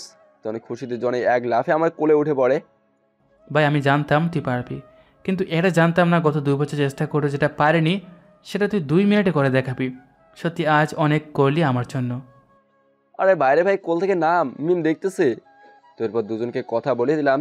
একদিনে তো আর সব কথা বলে শেষ করা যায় না। মিম বলল, আমার নানু বাসায় যেতে হবে এখন। কোথায় তোমার নানুর বাসা? এই তো সামনেই। আমি নামিয়ে দিয়ে আসি। না না থাক, 1 মিনিটের রাস্তার সামনের বাসাটা পাশের বাসাটাই। সো আজকের মতো বাই। Okay bye. ভালো থেকো, টাটা। মিম চলে গেল। জনে আমাকে পাগল করে দিচ্ছে। এখন তো জনে নিজেই খুশিতে পাগল হয়ে গিয়েছে। কী খাবি বল, আজ সব করেছে আমার। ভাই, তুই আমার 1 লিটার তেল খরচ করে বাসে নামিয়ে দিয়ে প্লিজ। অনেকক্ষণ হলো এসেছি বাসা থেকে, বকাঝকা করবে। ওকে, তাহলে তোর এই অফারটা অন্য একদিন দিব, আজ বাসায় দিয়ে আসি তোকে। বাসার সামনে এসে জনেকে বাসায় নেওয়ার অনেক চেষ্টা করলাম, তবে বললো আগে জনের বাসায় আমাকে যেতে হবে, তারপর নাকি ও আমাদের বাসায় আসবে। কি আর করার। বাসায় এসে দরজাতে নক করার সাথে সাথেই তিথি দরজাটা খুলে দিল। তিথির চোখ মুখে দেখে মনে হলো অনেক রেগে আছে। তিথিকে পাশ কাটিয়ে সুন্দর করে আমার রুমে ঢুকে পড়লাম, কারণ ওর দিকে তাকালেই নানা রকমের প্রশ্ন করা শুরু করে দেবে। পিছনে তাকাতে লক্ষ্য করলাম তিথি আমার পিছু পিছু আমার রুমে এসে পড়ছে। এখন কি করি? তুই এখানে কি করিস? এখন ঘুমাবো, দরজাটা চাপিয়ে দিয়ে চলে যা। হয়ে গিয়েছিলি। কোথাও না, এখানেই। আমি জানি তুই জনি নামে খারাপ ছেলেটার সাথে মিশে খারাপ কাজে যাচ্ছিস, তাই না? আল্লাহ আমারে উঠায় নাও, এই যন্ত্রণা সহ্য হচ্ছে না। তোকে নিবে কেন? খারাপ মানুষের আয়ু একটু বেশি থাকে। তুই তো এত সহজে মরবি না। কিন্তু তুই তো আমাকে না মেরে ছাড়বি না। যত সব পচা ছেলের সাথে মেলামেশা করা শুরু করে দিয়েছিস। দাঁড়া, আমাকে বলতে দে। মামিকে কি বলবি? দেখ, ভালো হলে এখান থেকে কেটে পড়, না হলে কি করবি? না হলে এখন আমি কান্না করব। ওকে ওকে, যাচ্ছি। এই বলে তিথি চলে গেল। যাক বাবা, গুন্ডি মেয়েটার হাত থেকে রেহাই পেলাম। একটা সিগারেট খেয়ে ঘুমিয়ে পড়লাম। ঘুম থেকে উঠে বিছানাতেই শুয়েই জানালা খুললাম। ওমা, জানালা খুলতে অবাক হয়ে গেলাম। কি সুন্দর চাঁদটা ঝলমল করছে। হয়তো আজ পূর্ণিমার রাত। চাঁদটার সৌন্দর্য অনুভব করতে করতে সিগারেট জ্বালিয়ে খেতে লাগলাম। আর ভাবতে থাকলাম, আর যদি আমার কোনো ভালোবাসার মানুষ থাকতো তাহলে তাকে নিয়ে একসাথে চাঁদের সৌন্দর্যটা অনুভব করতাম। কিন্তু কি আর কপাল, আজ পর্যন্ত কোনো মেয়েকে দেখে মনের মধ্যে লাড্ডু ফোটেনি। ছাদে গেলাম চাঁদটা আর একটু কাছ থেকে দেখতে। তবে ছাদে গিয়ে দেখি তিথি ছাদের চেয়ারে বসে বসে ফোনে রোম্যান্টিক গান শুনছে। আমি নিচে চলে আসলাম, কারণ আমি জানি তিথির আমার উপর দুর্বলতা রয়েছে, মানে ও আমাকে পছন্দ করে। সবই বুঝি, তবে না বোঝার ভাব নিয়ে থাকি। কিন্তু এটা কখনো সম্ভব না। রুমে এসেই ঘুমিয়ে পড়লাম। সকালে ঘুম ভাঙে তিথির ডাকে। এই ফারহান, ওঠ। জানিস কাল রাতে কি হয়েছে? কি হয়েছে? তুই ছাদ থেকে পড়ে গিয়েও বেঁচে আসিস? এটাই তো হয়েছে, তাই না? আরে না, পাশের বস্তিতে এক মেয়েকে ধর্ষণ করে মেরে ফেলেছে। এই কথা শোনা মাত্রই তিথির কথার কোনো জবাব না দিয়ে শার্টটা কোনোভাবে পরে দৌড় লাগালাম বস্তিটার দিকে। মনে মনে একটাই জিনিস ভাবছিলাম, বস্তির একটা মেয়ে আছে যাকে আমি বোন ভাববেই। আগেও বলেছি, ভয় পাচ্ছিলাম আমি যাকে বোন ভাবি তার তো আবার কিছু হয়নি। কারণ মেয়েটা বস্তির হলে কি হবে, দেখতে একদম রাজকন্যা। তো আমি বস্তির সামনে গিয়ে দেখতে পেলাম অনেক লোকের ভিড়। হঠাৎ করে সেই মেয়েটা আমাকে দেখে দৌড়ে আমার কাছে আসে। যাক, মেয়েটাকে দেখে মনটা একটু ঠান্ডা হলো। মেয়েটা আমার হাত ধরে ধর্ষিত হওয়া মেয়েটার লাশটার কাছে নিয়ে গেল। ইস, সে কি এক দৃশ্য, দেখার মতো না। কোনো স্বাভাবিক মানুষ ছাড়া অন্য কেউ লাশটা দেখলে নিশ্চয়ই কোনো সমস্যায় পড়ে যাবে। মেয়েটার ঠোঁট কাটা ছিল, গালে অনেক কামড়ের দাগ। মেয়েটাকে গলার শ্বাস নালে কেটে মেরেছে। বস্তিতে থাকা সবাইকে জিজ্ঞাসা করলাম মেয়েটাকে কি এমনভাবে মেরেছে। সবাই বললো জানে না, তবে অনেকে চুপ করছিল।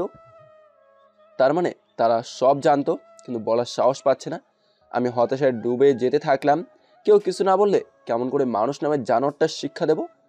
এমন সময় বস্তির সেই মেয়েটা যাকে আমি বোন ভাবি সে এসে আমাকে বলল, ভাইয়া, আপনার সাথে কিছু কথা আছে। এই বলে আমাকে নির্জন এক জায়গাতে নিয়ে যায় যেখানে কোনো মানুষ নেই। ভাইয়া, আমি সব জানি। বলো, কথা দিচ্ছি তোমার কোনো সমস্যা হবে না আমি থাকতে। রাতে যখন আমি বাথরুম করতে বাইরে যাচ্ছিলাম, এমন সময় পাশের জঙ্গলটা থেকে চাপা সুরে চিৎকারের শব্দ ভেসে আসছিল। আমি শব্দটা অনুসরণ করতে গিয়ে সব দেখে আমি সেখানেই জ্ঞান হারিয়ে ফেলি। কিছুক্ষণ পর জ্ঞান ফেললে আমি দৌড়ে ঘরে এসে শুয়ে পড়ি। তোমাকে কিছু করেনি? তুমি তো সেখানেই ছিলে। তারা আমায় দেখতে পায়নি, আমি এমন জায়গাতে ছিলাম। আর ভাইয়া, মেয়েটাকে ওরা অনেক কষ্ট দিয়ে মেরেছে। মেয়েটার অত্যাচার দেখে আমি নিজেই জ্ঞান হারিয়ে ফেলেছিলাম। এটুকু বলেই মেয়েটা কাঁদতে লাগলো। মেয়েটা যেভাবে আমাকে বললো শুনে বুকের ভেতরটা ধপ ধপ করছে। আচ্ছা, তুমি কি তাদেরকে চেনো? একজনকে চিনেছি, সাথে আরও দুজন ছিল। মুখ দেখেছি, তবে চিনি না। যাকে চিনি সে হলো পাশের এলাকার প্রভাবশালী এক লোক। সামনে এমপি নির্বাচনে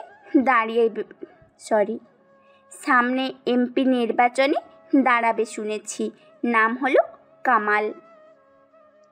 ওকে, তোমাকে অনেক অনেক ধন্যবাদ। তোমার কোনো চিন্তা নেই, আমি আসি। সেখানে চলে এসে জনিকে ফোন দিয়ে বললাম আমার একটা রুম লাগবে কিছুদিনের জন্য, গোপন রুম, যেখানে আমি ছাড়া আর কেউ যাব না।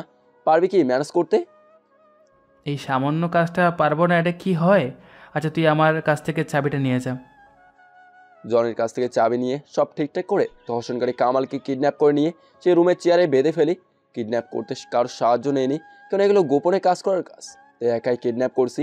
এই জন্য অনেকে আমাকে বিপজ্জনক বলে, কারণ অনেক অসম্ভবকে সম্ভব করছি। কামাল দেখতে তো চাচার বয়সী, সে কিনা তার মেয়ের বয়সে একটা মেয়েকে। সি সি। তুমি আমাকে চেনো? তোমার সাহস তো কম নয়, তুমি আমাকে কিডন্যাপ করছো। কাল রাতে তোর সাথে কে কে ছিল? বলবো না, কি করবে তুমি? তখন আমি 5টা সুই মানে সুচ যেটা দিয়ে কাপড় সেলাই করে বড় সাইজের 5টা সুচ নিয়ে আসলাম। তুই বলবি না, তোর বাপ বলবে। এই বলে প্রথমে কামালের মুখ হা করিয়ে মুখে গামছা ভরে দিলাম। এরপর কামালের ডান হাতের 5টা নখের চেরির নিচ দিয়ে হাতুড়ি দিয়ে একে একে 5টা সুচ ঢুকিয়ে দেই। কষ্ট সহ্য করতে না পেরে কামাল জ্ঞান হারিয়ে ফেললো। জ্ঞান ফেরার পর একে একে বাকি দুজনের নাম বলে দেয়। সো এখন শুরু হবে খেলা। ধর্ষণকারী কামালের কাছ থেকে বাকি দুজন ধর্ষণকারীর নাম বের করলাম। তো আমিও বেরিয়ে পড়লাম বাকি দুজনকে কিডন্যাপ করে এখানে নিয়ে আসতে। প্রথম জনকে খুব সহজেই কিডন্যাপ করতে পেরেছি, লোকটা বাসায় ছিল। আমি বাসার সামনে গাড়ি দাঁড় করিয়ে ভেতর থেকে লোকটাকে শার্টের কলার টেনে গাড়িতে উঠিয়ে ফেলি। গাড়িতে উঠিয়ে সাথে সাথে লোকটার হাত মুখ পা বেঁধে রেখে দেই। দ্বিতীয় জনকে খুঁজতে বাসায় গেলেও লোকটা বাসায় ছিল না। তাকে খুঁজতে থাকি সারা শহর জুড়ে, সে যেখানে যেখানে যেত সেখানে যাচ্ছি। হঠাৎ করে দেখতে পেলাম দ্বিতীয় লোকটা চায়ের দোকানে বসে আড্ডা দিচ্ছে। সাথে অনেক লোকজন, ওখান থেকে লোকটাকে নিয়ে আসা যাবে না, সব আমাকে চিনে ফেলবে, চিনে ফেললেই সমস্যায় পড়ে যাবো। তাই এক বুদ্ধি বের করলাম। প্রথম জন তো আমার গাড়িতেই ছিল, হাত পা বাঁধা অবস্থায় আমি তার পকেটে থাকা মোবাইলটা বের করে দ্বিতীয় লোকটা মানে চায়ের দোকানের লোকটাকে ফোন দিই। হ্যালো।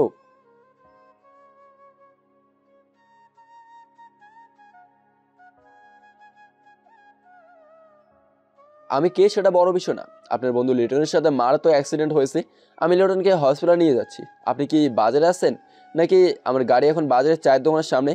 আমার কথা শুনে লোকটা বলল,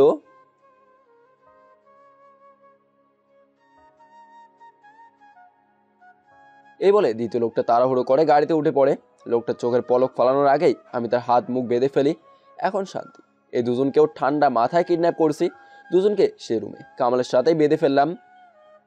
বাবা, তুমি কে আর আমাদের এভাবে ধরে আনলে কেন? কেন এখনো বুঝিস নাই? তখন তারা চুপ করে রইলো। আচ্ছা, তুমি কি চাও? কি পেলে আমাদের ছেড়ে দেবে? টাকা। বলো বাবা, তোমার কত টাকা লাগবে? সব টাকা দেবো, তবু আমাদের ছেড়ে দাও। তোরা 3জন মিলে 5 কোটি টাকা। এত তো পারবো না, তবে 3জন 1 কোটি 1 কোটি করে 3 কোটি দিতে পারবো। তোদের জীবন বড় নাকি টাকা বড়? জীবন বড়, তবে আমাদের কাছে এত টাকা এখন নেই। ওকে ঠিক আছে, তবে এই মুহূর্তে টাকাগুলো আমার অ্যাকাউন্টে পাঠিয়ে দে। তো সব টাকা পয়সা বুঝে নিলাম। এতে অনেক ঝামেলা করতে হয়েছে, টাকা পয়সার ব্যাপার তো। যাক, সে কথা নাই যাই। বাবা, তোমার কথা মতো সব টাকা তো দিয়ে দিচ্ছি, এখন তো আমাদের ছেড়ে দাও। তোদের তো বেঁচে থাকারই অধিকার নেই, তো কিভাবে ছেড়ে দিই বল? এখন এটা কি বলছো? এটা কিন্তু বেইমানি। চুপ, বেশি কথা বলবি না। তোরা তো জানোয়ারের থেকেও বেশি নিকৃষ্ট, তোদের সাথে আবার বেইমানি। আমার ধমক শুনে তারা 3জনে থমকে গেল। তারা বুঝতে পারলো তাদের হাতে আর বেশি সময় নেই। প্রথমে 3জনকে বাকি দুজনের সামনে অত্যাচার করা শুরু করলাম, যাতে বাকি দুজন বুঝতে পারে তারা কত বড় ভুল করছে। আমি হাতে একটা ব্লেড নিলাম, তৃতীয় লোকটির চোখ মুখ খোলা রেখেছি যাতে বেশি কষ্ট পায়। ব্লেড দিয়ে প্রথমে তৃতীয় লোকটির 2 হাতের মেইন রক্ত প্রভাবিত রগগুলো কেটে দিলাম। লোকটি কষ্টে জবাই করা পশুর মতো ছটপট করতে থাকে। এরপর গলার শ্বাসনালী কেটে মেরে ফেলি। একে একে 3জনকেই এমনভাবে কষ্ট দিয়ে মেরে ফেলি। লাশগুলোকে রাস্তায় পুড়ে রাতের আধারে নদীতে ফেলে দিয়ে আসি।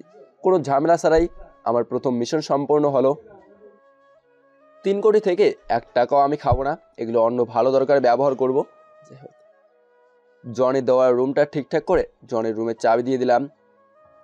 রুমটা কি দরকারে নিয়েছিলি বলা যায় না? পরে এক সময় বলবো। ওকে, আর তুই আমার বাসার সামনে এসে ফোন দিয়েছিলি কেন? সরাসরি বাসায় ঢুকে পড়বি। না রে, আজ আর যাবো না, আগে পবিত্র হতে হবে বাসায় যে। বুঝেছি তুই রুমে মেয়ে নিয়ে গিয়েছিলি। আরে ভাই না না, সিসি, আমার এই সব স্বভাব নেই। অন্য কাজে রুমটা ব্যবহার করছি, বলছি না, পরে সব বলবো। জ্বরে আমাকে জোর করে ওদের বাসায় নিয়ে গেল। বাসায় ঢুকতে অবাক হয়ে গেলাম, পুরো রাজমহল। তবে বাইরে থেকে ততটা বোঝা যায় না এখানে কে কে থাকে। আমি ছোটো বোন আর আমি। আব্বু এক এক সময় এক এক জায়গায় থাকে। ও, কাজের লোকগুলো ছুটিতে গিয়েছে, তুই জাস্ট একটু বস, আমি আমার ছোটো বোন নীলাকে দিয়ে কফি করে আনছি। এটা বলে জনি চলে গেল। তবে জনের মুখ থেকে নীলা নাম শোনার সাথে সাথেই মনের মধ্যে কেমন যেন প্রেম প্রেম ভাব আসতেছে। একটু পর নীলা কফি করে নিয়ে আসলো। আমি আমার চোখকেই বিশ্বাস করতে পারছি না, একটা মেয়ে এতটাও সুন্দর হতে পারে জানা ছিল না। মায়াবী টান টান চোখ, রেশমি কালো চুল, ঠোঁট দেখে তো পাগল হওয়ার মতো অবস্থা, ঠোঁটের নিচে তেলও রয়েছে, সব কিছু মিলে জাস্ট ওয়াও, অসাধারণ। এই যে মিস্টার, অনেকক্ষণ হলো আপনি আমার দিকে অদ্ভুতভাবে তাকিয়ে রয়েছেন। কফিটা কি নেবেন নাকি নিয়ে চলে যাব? নীলার রাগী কণ্ঠে কথা বলাতে আমি আবারও আমার মাঝে ফিরে এলাম। জানি না এতক্ষণ কোথায় ছিলাম, তবে এখনও নীলার শরীর থেকে আসা সুঘ্রাণ আমাকে মাতাল করে দিচ্ছে। মনকে অনেকভাবে বুঝলাম এটা কখনোই সম্ভব না। জনের আপন বোন নীলা, যে জনে আমাকে আপন ভাই ভাবে, তবে মন তো কিছুতেই আমার কথা শুনছে না। নীলা আমার সামনে কপেটা রেখে ভিতরে চলে গেল। জনে আমার পাশে এসে বসলো। নীলা আমার অনেক আদরে একমাত্র ছোটো বোন। আমাদের ভার্সিটি ঠিক পাশে একটা কলেজে আছে না, সেখানে নীলাকে ভর্তি করে দিয়েছি। ও আচ্ছা, বেশ ভালো। আমি তো ভার্সিটি প্রতিদিন যেতে পারি না, নানা রকমের কাজ থাকে, তাই তুই একটু কষ্ট করে নীলার কলেজে যে খোঁজখবর রাখিস। আর আমার বোন মানে তো তোর বোন, তাই না? আমার মনে যে এখন কি চলছে সেটা তুই জানলে চমকে যাবে। হ্যাঁ, কেননা তোর বোন মানে যাই হোক, খোঁজ খবর নেব, এতে কষ্টের কি আছে? ওকে, নাস্তা রেডি হয়েছে, চল খেয়ে পরে আড্ডা দিই। আস না রে, অন্য একদিন আসবো।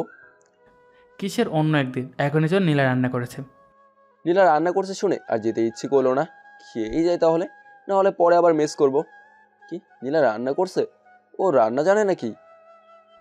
আধুনিক মেয়ে হলে কি সব জানে বা পারে, বাট সাবধানও কিন্তু প্রচুর রাগী। সুন্দরী মেয়েরা একটু বেশি রাগী হয় আর ভাবওয়ালি হয়, এটা নতুন কিছু না। খাবার বসে কিন্তু নীলাকে বলছি না যে এটা দাও ওটা দাও, লাগলে নিয়ে খাবি, তা না পারলে তুই আমাকে বলবি, আমি দেব। তাও নীলাকে বলিস না ভাই প্লিজ। কেন? বললে কি হবে? এরকম বারবার কাজ দিলে ও রেগে গিয়ে হয়তো তোর উপর সব খাবার ছুঁড়ে মেরে চলে যাবে। তোর সাথেও কি কখনো এমন করছে? অনেকবারই এমন করেছে। দূর, আমি খাবোই না, গেলাম আমি। রাগ করিস না ভাই আমার। রাগ করি নাই, কিন্তু বল ভয় করছে। যদি গরম খাবারগুলো আমার উপর ঢেলে দেয় কি হবে ভাবতেই গা শিউরে উঠছে। সে যা হবার হবে, তুই আর আমি তো লজ্জা পাওয়ার কিছু নেই, চলো পরে যাই। উপরে গিয়ে দেখি নীলা একে একে খাবারগুলো টেবিলে রাখছে। আমি এর জন্য নবাবের মতো বসে পড়লাম। নীলা একটু পানি দাও তো, হাত ধোবো। এটা বলার সাথে সাথে নীলা আমার দিকে ভ্রু কুচকে তাকালো। ওকে ওকে, আমি নিচ্ছি। খাবারগুলো কে রান্না করছে? আমি রান্না করেছি। কেন? খুব মজা হয়েছে তাই না? সবাই আমার রান্নার প্রশংসা করে, বুঝলেন? বুঝলাম, সব ঠিকঠাক আছে, তবে তরকারিতে লবণটা কম হয়েছে। জনি পানি খাচ্ছিল। আমার এই কথা শুনে জনি আর পানি খেতে পারলো না, গলায় পানি আটকে কাশতে কাশতে বাঁচে না। কই, লবণ তো ঠিকই আছে, তাই না জনি ভাইয়া? খুব মজা হয়েছে। ও কি বুঝবে? ও তো বাইরের ভাজা পোড়া খেয়ে থাকে, বাসায় রান্নার মজা তো আর বুঝবে না। তো রুমে যা, আমরা লাগলে নিয়ে খাবো। কিসের? কোথায় যাবে? এ না নীলা, তুমি এখানে থাকো, মেহমানদারি করবে কে? নীলা গ্লাসে পানি ভরে সামনে এগিয়ে দাও তো। নীলা রাগে ছটফট করছে, আর যখনই যা বলছি ছটফট তাই করছে। জনি আমার কানে ফিসফিস করে বলল, তুই আজ আমাকে মেরেই ছাড়বি, বুঝছি। ফিসফিস করে কি বলছিস? কে কাকে মারবে? আসতে ভাই আসতে। আগেই বলছিলাম আজ খাবো না, তো জোর করে নিয়ে আসলি, এখন বস। কে খাবে না? আজ আমি এখান থেকে যাচ্ছি না, সব খাবার শেষ করবেন তারপর। যাই হোক, সেদিনের মতো বেঁচে বাসায় আসলাম। বাসায় এসে ফ্রেশ হয়ে শুয়ে পড়লাম। বিকেলে দেখে ঘুম ভাঙে তিতির ডাকে, এই ফারহান, ওঠ না। দূর, কাঁচা ঘুম, প্লিজ জ্বালাতন করবি না। শোন না, আমাকে একটা সাইকেল কিনে দিয়েছে বাসায় চালানোর জন্য, কিন্তু কিভাবে চালাবো তুই একটু শিখাবি? দুদিন পরে কোরবানির ঈদ, আমি বাসে যাব। বাসা থেকে আসার সময় আমার বাইক নিয়ে আইসা তোকে সারাদিন ঘোরাবো। তাও তুই এখন ঘুমাতে দিল লক্ষ্মী বোন আমার। দিদি মন খারাপ করে চলে যেতে লাগলো। আমি হুড়মুড় করে উঠে বললাম, চল দেখবো তুই কেমন সাইকেল চালাতে পারিস। সত্যি? সত্যি, চল তাহলে। দিদিকে বাসের সামনের ফাঁকা জায়গাতে নিয়ে গেলাম। ও সাইকেলে উঠলো। আমি পেছন থেকে সাইকেলটা ধরে রেখেছি যাতে ও পড়ে গিয়ে ব্যথা না পায়। পেছন থেকে সাইকেল ধরে রাখার কারণে আমার গাল তিতির গালের সাথে মাঝে মাঝে লেগে যাচ্ছে। কোন ফেস ওয়াশ ইউজ করিস? কেন? তোর চেহারা থেকে হালকা মিষ্টি সুঘ্রাণ আসতেছে, আমি খেয়াল করছি, সব সময় থাকে এই সুঘ্রাণ, তবে সুঘ্রাণটা অস্থির। কত পারফিউম ইউজ করলাম, তাও এত সুন্দর সুঘ্রাণ এর কিছুই পেলাম না। বাদ দে তো, যত সব আলতু ফালতু কথা। সাইকেল চালাচ্ছিস সেদিকে মন দে। এই যে আমাকে তুই পিছন থেকে শক্ত করে ধরে রয়েছিস, যাতে আমি পড়ে গিয়ে ব্যথা না পাই। এভাবে সারা জীবন আগলে রাখতে পারবি না? কি বললি? আগামাথা কিছুই বুঝলাম না। তোর বুঝতে হবে না, বুঝবো কোথাকার। যাই হোক, দিদিকে সাইকেল চালানো শিখিয়ে সন্ধ্যার দিকে পাশের বস্তিটার দিকে গেলাম, কারণ সন্ধ্যায় বস্তির সবাই এক জায়গাতে থাকে। সবাইকে উদ্দেশ্য করে জোর গলায় বললাম, শুনেছি প্রতিবার নাকি কোরবানি দিয়ে আপনাদের পাশের এলাকায় যেয়ে বাসে বাসে দরজাতে কড়া নেড়ে লাথি গুতা বকাঝকা খেয়ে মাংস আনতে হয়। তবে এইবার আর কাউকে কোথাও যেতে হবে না। ঈদের দিন সহ দিনের পরের দিন 3 দিনের খাবার আমি দেবো আপনাদের। আমার কথা শুনে সবাই অবাক। এবার কুরবানি ঈদে আমরা অনেক কাজ, বুঝতে পারছি না কোথা থেকে শুরু করে কোথায় শেষ করব। ভাবলাম ঈদের আগের দিন বস্তির সবাইকে খাবারগুলো পৌঁছে দিয়ে ঈদের আগের রাতে মামার বাসা থেকে আমাদের বাসে যাব। কাল দিন পরেই ঈদ। জনিকে ফোন দিলাম, জনি আসলে বললাম এই ঈদে পাশের বস্তির লোকজনদের জন্য খাবারের ব্যবস্থা করব আমি। এবার আর কাউকে অন্যর কাছে হাত পেতে মাংসের জন্য দাঁড়িয়ে থাকতে হবে না। ঈদ এবং ঈদের পর 3 দিনের খাবার দিয়ে আসবো। এতে তো অনেক খরচ। এত টাকা আছে নাকি? টাকা লাগবে? টাকা লাগবে না, বাট সাহায্য লাগবে। বস্তিতে প্রায় অনেক লোকজন, আমার একার পক্ষে সবকিছু করা সম্ভব না। তাহলে কি লাগবে শুনি? 100-র উপরে ছেলেপেলে লাগবে। ওকে চল, কাজ শুরু করে দিই। আমি ধর্ষণকারী কামালের কাছ থেকে যে 3 কোটি টাকা নিয়েছিলাম সেখান থেকে কিছু টাকা উঠালাম। এরপর প্রথমে 25 থেকে 30টা ষাঁড় গরু কিনে এক জায়গায় রাখলাম।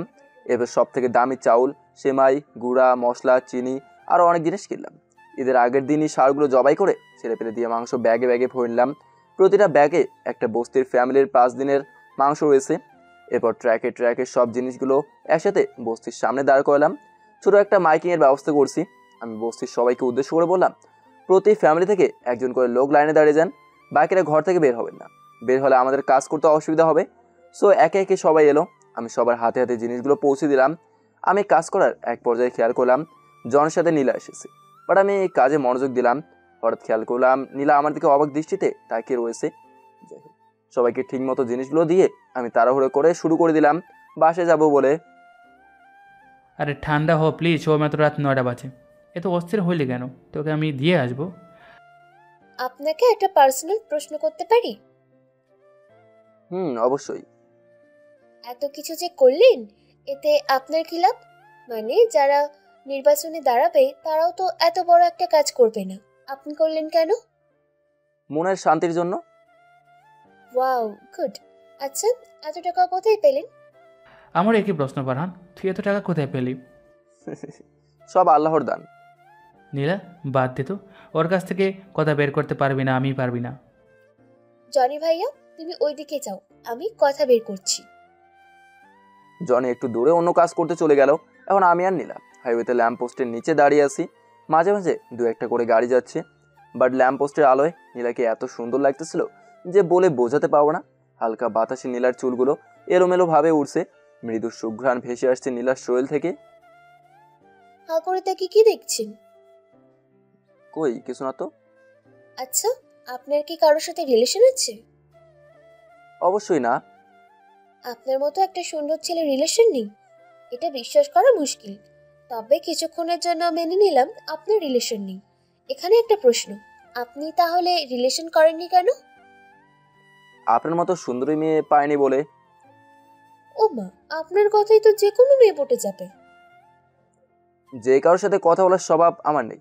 এই কথা বলতে না বলতেই পিছন থেকে একটা বাইকে 2জন ছেলে আমাদের পাশ দিয়ে যাওয়ার সময় নীলাকে দেখে একজন অন্যজনকে বলল, মালটা সেই হট, পুরাই মাথা নষ্ট।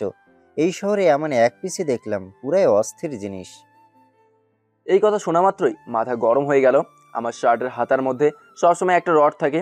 সেই রডটা বের করে প্রথমে যে বাইক চালাচ্ছিল তার মাথায় আঘাত করতেই বাইক থেকে পড়ে গেল 2জন। ফারহান, ঝামেলা করো না প্লিজ, এদিকে তাকাও। এদিকে তাকাতে বলছি না, যেতে দাও ওদের, তোমার কোনো ক্ষতি হয়ে যেতে পারে। নীলা আমাকে আটকাতে না পেরে জনিকে ডাক দিলে জনি দৌড়ে এলো। নীলা জনিকে সব বললে জনি বলল, থাক ফারহান, আজকের মতো ছেড়ে দে। তুই নীলাকে বাসায় রেখে আয় তাড়াতাড়ি। কেন? যেটা বলছি সেটা কর। ওকে, আমি 2 মিনিট নীলাকে রেখে আসছি। না ভাইয়া, ফারহানকে এখান থেকে নিয়ে চলো। নীলার কোনো কথা জনি শুনল না, কারণ জনিও আমার মতোই একবার কাউকে ভালো না লাগলে তাকে মেরেই ছাড়বে। সো জনি নীলাকে নিয়ে গেল। আমি দুজন ছেলের কাছে গেলাম। ছেলেগুলো বাইক থেকে পড়ে গিয়ে ব্যথায় ছটফট করছে। ওদের কাছে যেতেই দেখতে পেলাম ওদের শরীরে নখের আঁচড়ের দাগ, তাও মারাত্মক জখম। তাই মনে খানিকটা সন্দেহ জমলো। ওদের দুজনকে জিজ্ঞেস করলাম কোথা থেকে আসলে এত রাতে, সত্যি কথা বললে ছেড়ে দেবো। তখন দুজন ছেলে যেটা বললো শুনে আমি চমকে উঠলাম। তখন ওরা বললো, কিছুক্ষণ আগে রাতের আধারে একা একটি মেয়েকে দেখে আমাদের দুজনের মনে খারাপ কিছু করার ইচ্ছে করলো মেয়েটার সাথে। এরপর আমরা বাইক থেকে নেমে মেয়েটাকে ধর্ষণ করে সেখানে রেখে চলে আসি। ধর্ষণ করার সময় মেয়েটা আমাদের হাত থেকে বাঁচতে নখ দিয়ে এসব দাগ করে দিয়েছে। দুজন ছেলের মুখ থেকে এসব কথা শোনার পর মাথাটা তো পুরাই নষ্ট হয়ে গেল। কি চলছে এসব? এত ধর্ষণ চলে এখানে, আগে জানা ছিল না। তবে এগুলো কারোর সামনেই আসে না। আজকে আমি এদের না ধরলে হয়তো এই নিষ্ঠুর ঘটনাটাও চাপা পড়ে যেত। আমি দুজন ছেলেকেই বললাম, কোথায় মেয়েটাকে রেখে আসছিস, নিয়ে চল। ওরা দুজন আমাকে সেখানে নিয়ে গেলে শুধু দেখতে পেলাম একটা রক্তমাখা ওড়না। মেয়েটা হয়তো চলে গিয়েছে। এবার দুজন ছেলেকে একটা জঙ্গলে নিয়ে গিয়ে একটা গাছের সাথে বেঁধে ফেলি। আমার ছেলেপেলে সবাইকে বাসায় পাঠিয়ে দিয়ে আমি দুইজনের সামনে হাঁটু গেড়ে বসে পড়লাম। কেন নষ্ট করলি মেয়েটার জীবন? কি দোষ ছিল তার? মাত্র 5-10 মিনিট সুখের জন্য মেয়েটা সারা জীবনের সুখ কেড়ে নিলেই। ভাই, ভুল হয়ে গেছে, এবারের মতো মাফ করে দিন। মাফ করে দিতাম যদি অন্য কোনো ভুল করে থাকতি, তবে এইটার জন্য তোদের কঠিন শাস্তি পেতে হবে। আমি ওই দুজন ছেলের গোপন অঙ্গে এলো পাথারিভাবে লাথি মারতে শুরু করে দেই। এক পর্যায়ে দুজন ছেলে জ্ঞান হারালো। আমি পাশে বয়ে যাওয়া নদী থেকে পানি এনে তাদের মুখে ছিটিয়ে দিতেই তাদের জ্ঞান ফেরে, আর তারা থরথর করে কাঁপতে থাকে। এরপর দুজন ছেলের হাত পা বেঁধে বস্তায় পুড়ে জীবন্ত অবস্থায় পানিতে ফেলে দেই। তখন রাত প্রায় 11টার কাছাকাছি। পকেট থেকে ফোন বের করে দেখি দিদি ফোন করেছিল 26 বারের উপরে। ফোন হাতে নিতেই আবারও ফোন। আমি রিসিভ করলাম। হ্যালো, বল। কোথায় তুই? কেন, কি হয়েছে? কেন কি হয়েছে মানে, রাত কয়টা বাজে দেখেছিস? দেখেছি তো। আবার বলে দেখেছি তো। এত রাত পর্যন্ত বাহিরে কেন তুই? এই তো একটু কাজ করলাম, এখনই বাসায় আসছি। ওকে, তাড়াতাড়ি আয়। এই বলে তিথি ফোন রেখে দিল। আমি যত তাড়াতাড়ি পারি বাসার দিকে যাচ্ছি। 12টার আগেই বাসায় পৌঁছে গেলাম। বাসায় ঢুকে প্রথমে চুপচাপ ফ্রেশ হতে চলে গেলাম। ফ্রেশ হয়ে বের হতেই দেখি তিথি আমার রুমে। ও, তুই এসেছিস, ভালো হয়েছে। কেমন ভালো? আমার এখনই বাসায় যেতে হবে, সো আমার ব্যাগটা একটু গুছিয়ে দিবি? আমি পারবো না। কেন পারবি না? তুই এরকম কেন? আমি এইরকমই। আর প্লিজ ফারহান, ঈদটা এখানেই করে যা না। আমাকে পাগল পাইছিস? কেন, কি এমন হবে এখানে ঈদ করলে? এখানে ঈদ করলে আমার এলাকার ফ্রেন্ডগুলো অনেক কষ্ট পাবে। এমনিতেই ওদের সাথে অনেকদিন হলেও দেখা হয় না। আবার ঈদের মধ্যে যদি না যাই তাহলে আমাকে মেরেই ফেলবে ওরা। আর এখানে ঈদ না করলে যে আমি কষ্ট পাবো। চুপ করবি তুই? আচ্ছা, আমার ব্যাগ গোছানো লাগবে না, প্লিজ তুই এখান থেকে যা। এই বলে আমি ব্যাগ গোছানোর দিকে মনোনিবেশ করি। এমন সময় পেছন থেকে তিতি আমাকে জড়িত হলো। আমি তো পুরো হতবাক হয়ে গেলাম। এই কি করছিস? প্লিজ স্যার, মামি দেখলে খারাপ ভাববে। আমু যা ভাবার ভাববে, তবে আমি তোকে ছাড়ছি না আজকে। পাগলিটা বলে কি? আচ্ছা, কথা দিলাম ঈদের পর 2 দিন থেকে এসে পড়বো। বিশ্বাস করলাম না। তো তোকে বিশ্বাস করতে হলে আমার কি করতে হবে শুনে? আমার গালে এক কিস করতে হবে। এবার কিন্তু একটু বেশি বেশি হয়ে যাচ্ছে। বেশি হলে বেশি, কম হলে কম। ভয় পাস না আমাকে, আমি কিন্তু অনেক খারাপ। এই কথা বলার সাথে সাথে দিদি আমার গালে হালকা করে চড় মেরে বলল, কি করবি তুই? হ্যাঁ, ভয় দেখাতে গিয়ে আমি নিজেই এখন ভয় পাচ্ছি। প্লিজ লক্ষ্মী বোন আমার, আজকের মতো ছেড়ে দে। আমি প্রমিস করলাম এদের 2 দিন পরে এসে পড়বো। 3 বার প্রমিস কর। Promise promise promise. এবার হয়েছে তো। আমি ব্যাগ গুছিয়ে মামা মামির সাথে দেখা করতে গেলে ওনারাও যেতে দিচ্ছে না। তবুও কারো কথা শুনলাম না, বাসা থেকে বেরিয়ে পড়লাম। তবে বাসা থেকে বের হওয়ার সময় তিথি গেটের সামনে অনেকক্ষণ দাঁড়িয়ে ছিল, যতক্ষণ পর্যন্ত আমাকে দেখা গিয়েছে। সো আমি গাড়ি খুঁজতে খুঁজতে সামনে দিকে যেতে থাকলাম। তবে একটাও গাড়ি পাচ্ছি না। বাসে যাবো, কোনো গাড়ি পাচ্ছি না। ঈদের আগের রাত, তাও কেমন যেন চারদিক নিশ্চুপ। হঠাৎ করে সামনে একটা গাড়ি এসে দাঁড়ালো। ড্রাইভার আমার বাসার দিকেই যাচ্ছিল। আমি উঠে পড়লাম। ড্রাইভারের সাথে জমিয়ে আড্ডা দিতে দিতে যাচ্ছিলাম, ভালোই লাগলো। এমন সময় সামনে রেলপথ পড়লো। আমাদের আসার সাথে সাথে একটা ট্রেন আসতেছিল। দূরে দেখতে পেলাম বিকট আওয়াজ করে ট্রেনটা আসছে। তো আমরা সামনে যেতেই পারলাম না, একপাশে আটকা পড়লাম। এমন সময় দেখি পাশের রাস্তা থেকে একটা মেয়ে রেলপথে এসে মাঝামাঝি শুয়ে পড়লো। আমি তো অবাক হয়ে গেলাম, কারণ অনেক শুনেছি এভাবে আত্মহত্যা করার কথা। তবে কখনো মুখোমুখি হয়নি। আমি গাড়ি থেকে নেমে মেয়েটার দিকে দৌড়ে যাচ্ছিলাম, কাছাকাছি এসেও পড়ছিলাম। ঠিক তখন চোখের পলক ফেলতে না ফেলতেই মেয়েটার উপর দিয়ে ট্রেনটা চলে গেল। ট্রেনের নিচে মেয়েটার শরীরের অংশ টুকরো টুকরো হয়ে আমার শরীরে এসে পড়ছে। কি এক নির্মম দৃশ্য। আমি 1 মিনিটের জন্য সেখানে থমকে দাঁড়িয়ে রইলাম। আমার ড্রাইভার এসে আমাকে ট্রেনে নিয়ে গাড়িতে বসিয়ে বলল, বাবু সাহেব, এখানে এখন পুলিশ আসবে, বহুত ঝামেলা হবে, আমাদের এখানে থাকা যাবে না। আমি তখনও কথা বলতে পারছি না, এক দৃষ্টিতে লাশটার দিকে তাকিয়ে রইলাম। একেই ঘুরে গেল চোখের পলকেই। যাই হোক, বাসায় পৌঁছলাম রাত 3টার দিকে। গিয়ে গোসল করতে গেলাম, কারণ আমার শরীরে রক্তে মাখামাখি। আম্মু জিজ্ঞেস করেছিল এত রক্ত কিসের, বাট কিছু না বলে রুমে এসে গোসল করে শুয়ে পড়লাম। ফজরের আজানের সাথে সাথে বাইরে থেকে আমার ফ্রেন্ডগুলো আমাকে ডাকাডাকি শুরু করে দিয়েছে। কাঁচা ঘুম ছিল, তবু অনেক কষ্টে উঠে নিচে গেলাম। আমাকে সবাই জড়িত হলো, বললো তাড়াতাড়ি গোসল করে ঈদের কাপড় পরে বের হ। কেন, কোথায় যাবি তোরা? 50টা বাইক ম্যানেজ করা শেষ, ঈদের নামাজের আগে ঘোরাফেরা করব। এবার তো কোরবানি ঈদ, তাই ঈদের পরে কাজ থাকবে। আমি তাড়াতাড়ি আবারও বাসায় ঢুকে ফ্রেশ হতে শুরু করলাম, কারণ আমার এরকমভাবেই ঘুরতে অনেক মজা লাগে। তাও আবার ঈদের দিন সাদা পাঞ্জাবি সাদা লুঙ্গি পরে আমার বাইক নিয়ে বের হলাম। যে সকালে মানুষের ঘুমই ভাঙেনি, সেই সকালে পুরো এলাকা কাঁপিয়ে সবার ঘুম ভেঙে দিচ্ছি। মেয়েরা এত বাইকের শব্দ শুনে বাসার ছাদে উঠে আমাদেরকে দেখছে। সুন্দর মিষ্টি বাতাস, সাথে অনেকগুলো ফ্রেন্ড। আমার বাইকে আমি একাই, বাকি সবার পেছনে একজন করে। আজ অনেকদিন পর মনের সুখে ঘুরতে পারতেছি। তবে মাঝে মাঝে রাতের ঘটনা মনে পড়লে চোখ ঝাপসা দেখি। এমন সময় তিথি ফোন দিল, তখন সবাই বাইক রেখে আড্ডা দিচ্ছিলাম। ঈদ মোবারক। ঈদ মোবারক। কি করছিস এত সকালে? একবার ফোন দিতেই রিসিভ। আর বলিস না, রাতে একটুও ঘুমাতে পারে নাই। কেন, আমার কথা মনে পড়ছে খুব, তাই না? মোটেও না। তাহলে কেন ঘুম আসেনি? বাদে তো ওসব পরে বলবো, ওখানে গিয়ে। ওকে। আচ্ছা, তোকে একটু পরে ফোন দিচ্ছি। এ বলে ফোন রেখে সিগারেট জ্বালালাম। এমন সময় আমার ফোনে আবার রিং বেজে উঠলো। ফোনটা পকেট থেকে বের করতে দেখি অচেনা নাম্বার। রিসিভ করতে ওপাশ থেকে চেনা কোনটা একটা মেয়ে বলল, ঈদ মোবারক। ঈদ মোবারক। তবে কে আপনি? নাম্বারটা অচেনা, তবে কণ্ঠটা কেমন যেন চেনা চেনা লাগছে।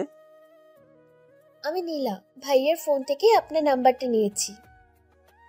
ও তুমি, কেমন আছো? এই তো ভালো, আপনি কেমন আছেন? ঠিক, আপনার হাতের ফোনটা যেমন আছে। মানে এটা আবার কেমন জবাব? তোমার মতো কিউট একটা মেয়ে স্পর্শ যে ফোনটা পাচ্ছে, ফোন অবশ্যই ভালো থাকারই কথা। তা আমিও আপনার ফোনের মতো ভালো আছি। বাবা, মন ভোলানো কথা। তবে আমার ফোন তো ভালো নেই, আমার ফোনের এই সমস্যা ওই সমস্যা। বুঝেছি। এত কিউট একটা মেয়ের স্পর্শ পেলে যে কাউরে সমস্যা হবে, আর ওইটা সাধারণ ফোন মাত্র। আপনি খুব মজার কথা বলেন। সব কথা তেরা বেকা জবাব দিতে ভালো লাগে। আচ্ছা, এখন রাখছি, একটু পর ফোন দেবো, কেমন? ওকে, মনে করি ফোন দিবেন কিন্তু। ওকে। নীলার ফোনটা রেখে আবার বাইক নিয়ে ছুটলাম। সবশেষে বাসায় ফিরলাম। তবে বাসার ভেতরে ঢোকার সময় ভেতর থেকে শুনতে পেলাম ভেতরে আব্বু আম্মু আমার বিয়ের ব্যাপারে কথা বলতেছে। আমি চুপি চুপি দরজাতে কান লাগিয়ে শুনতে থাকি। ছেলেটা কেমন যেন মাঝে মাঝে অদ্ভুত আচরণ করে, তাই ভাবছি ছেলেটাকে বিয়ে করিয়ে দেব। আমারও তাই মনে হয়। তাহলে এরা আমার উড়াউড়ি বন্ধ করতে চাচ্ছে। তাহলে তোমার ভাইয়ের সাথে কথা বলে দেখো, তিথিকে আমাদের ঘরের বউ করে আনতে পারলে অনেক ভালো হবে। মেয়েটা যেমন সুন্দরী তেমনই লক্ষ্মী। তুমি বলার আগেই ভাইকে বলছি, উনি তো রাজি। তাহলে তো হয়ে গেল, সময় করে একদিন তাহলে তাদের বাসায় যেতে হবে। আমি তো এখনই দরজাটা ধপাস করে খুলে ভেতরে এসে চিল্লাপাল্লা শুরু করে দেই। কিসের বিয়ে, কার বিয়ে? মানি না, মানবো না, এখনই আমি বিয়ে করব না। এদিকে তো আরো না। চুপ বেয়াদব ছেলে। সে তুমি যাই বলো, বিয়ে তো আমি করছি না। দেখ, তোর বাবা কিন্তু হার্টের রোগী, তাকে বেশি চাপ দিস না। ঠিক তখনই আব্বু হঠাৎ করে বুকে হাত দিয়ে চিৎকার করে বলে উঠলো, ইস, বুকটা কেমন যেন ব্যথায় চিনচিন করছে। ওগো, তোমার কি হয়েছে? দাঁড়াও, আমি মালিশ করে দিচ্ছি। মনে মনে ভাবলাম এদেরকে কেউ নাটক বা বাংলা ছায়াছবিতে নিচ্ছে না কেন? এরা তো খুব ভালো অভিনয় করতে পারে। ভয় দেখাচ্ছ নাকি? ভয় দেখাচ্ছি, তুই করবি। আমি আর কি করব? বোকার মতো দাঁড়িয়ে দাঁড়িয়ে ভয় পাবো আর তোমাদের শুটিং দেখবো। চুপচাপ যেভাবে যা বলছি তাই কর। ওকে, তোমরা যেটা ভালো বোঝো সেটাই করো, আমার জীবনের উপর তো আমার কোনো অধিকারই নেই। এই বলে আমি চুপচাপ রুমে চলে আসলাম। ভাবছিলাম ঈদটা একটু ভালোভাবে কাটাবো, কিন্তু সেটা আর হলো না। ঈদের নামাজ শেষ করে সারাদিন অনেক কাজ করার পর সন্ধ্যা থেকে ফ্রেশ, ফোনটা হাতে নিতেই তিথির ফোন। হ্যালো, বল। বাসায় কি চলতেছে শুনেছিস? না, কেন, কি হয়েছে? তোর আর আমার বিয়ে নিয়ে বাসায় তো পুরো হই হুল্লোড় বেজে গিয়েছে।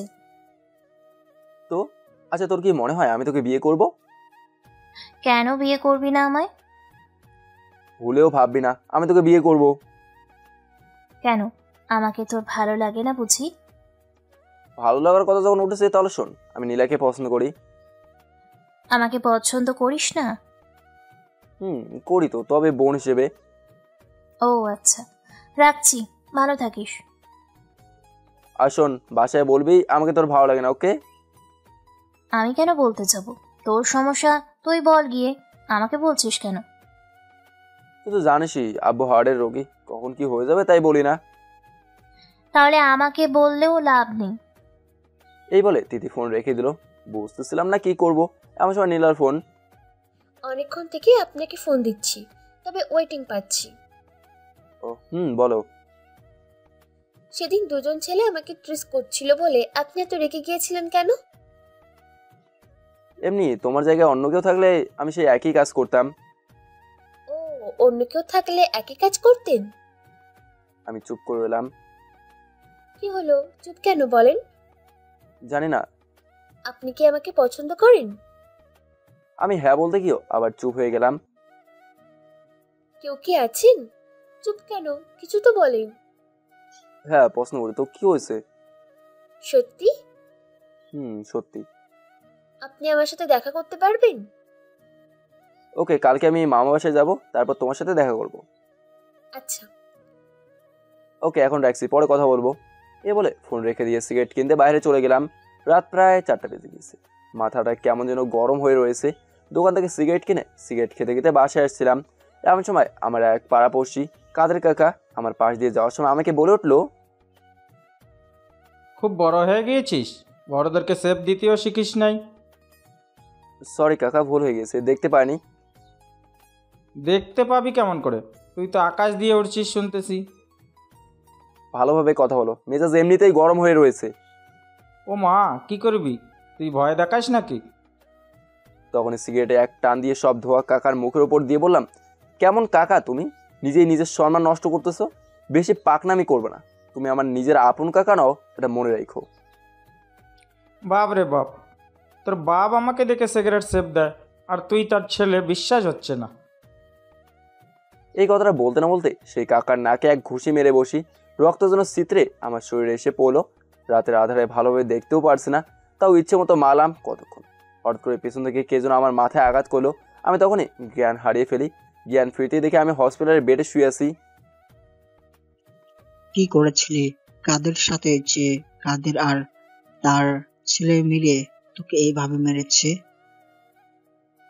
আমি খেয়াল করলাম আমার শরীরে অনেক দাগ, তার মানে আমি জ্ঞান হারানোর পরও আমাকে মেরেছে অজ্ঞান অবস্থায়।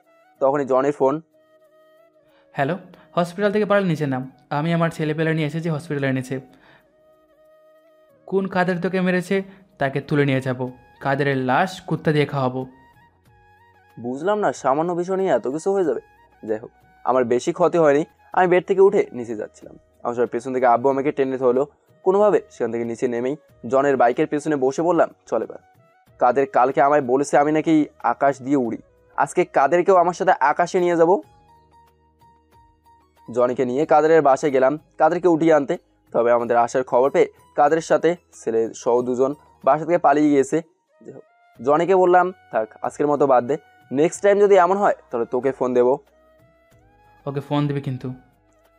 জনিকে বিদায় করে দিয়ে আমি বাসায় আসলাম। শরীরটা খুব দুর্বল, তাই আম্মু বিছানা করে দিয়ে আমাকে ঘুম আসছে বললো। আমিও বাচ্চাদের মতো বিছানাতে শুয়েই ঘুমিয়ে পড়ছি। সন্ধ্যা থেকে ঘুম ভাঙলো, খেয়াল করলাম আমার চুলগুলো কে যেন টিপে দিচ্ছে, খুব আরাম লাগতেছে। তাই আর চোখ খুললাম না, চোখ খুললেই চোখগুলো আর টিপে দেবে না। তাই মনে মনে ভাবছি কি এটা নিশ্চয়ই কোনো মেয়ে হবে, কারণ হাতটা খুব নরম ছিল। যাই হোক, ধৈর্য ধরে আর থাকতে পারলাম না, তাই চোখ খুলে ফেললাম। আমি চমকে গেলাম, এ তো তিথি। কিরে তুই এখানে কি করিস? হবু স্বামীর মাথা টিপে দিচ্ছি। মানে কি? আর তুই কখন আসলি? একটু আগে। তুই কি বলছিস এগুলো? কে কার হবু স্বামী? কেন জানিস না বুঝি? কই না তো। একথা বলতে না বলতেই তিথি আমাকে লম্বা একটা লিপ কিস করে আমার ঠোঁটে হালকা ফিরে ফেললো। আমার তো জ্ঞান হারানোর মতো অবস্থা। এ কি করলো তিথি? আম্মু, আম্মু। চুপ চুপ, আম্মুকে ডাকলে খবর আছে।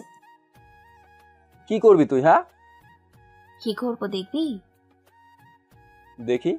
তখন তিথি আবারও কিস করতে থাকলো। আমি আর সহ্য করতে না পেরে নিচে চলে আসলাম। এসে আম্মুর কাছে বসে এলাম। আম্মুকে বললাম, তুমি তিথিকে আমার রুমে যেতে দিচ্ছ কেন? কেন? ও কি করেছে? কি করে নাই তাই বলো। যাক বাবা, বাদ দে, কিছুদিন পর তো তোরই বউ হবে। দূর, তুমিও শুরু করে দিয়েছো। এ বলে বাইক নিয়ে বেরিয়ে পড়লাম। নীলের কথা খুব মনে পড়ছিল। আজ তিথির জায়গায় নীলে থাকলে কতই ভালো হতো। নীলাকে ফোন দিলাম। হ্যাঁ নীলা, কই তুমি? অমিত বাসায় কেন? বাসা থেকে বের হও, আমি তোমার বাসার মোড়ে বাইক নিয়ে তোমার জন্য অপেক্ষা করছি। ওকে, 2 মিনিট, আমি আসছি। 2 মিনিটও লাগেনি নীলা আসতে। নীলা ঠিক মতো রেডি হতেও পারেনি, বুঝতেই পারছি। নীলার চুল ঠিক করতে করতে আমার বাইকের পেছনে উঠে পড়লো।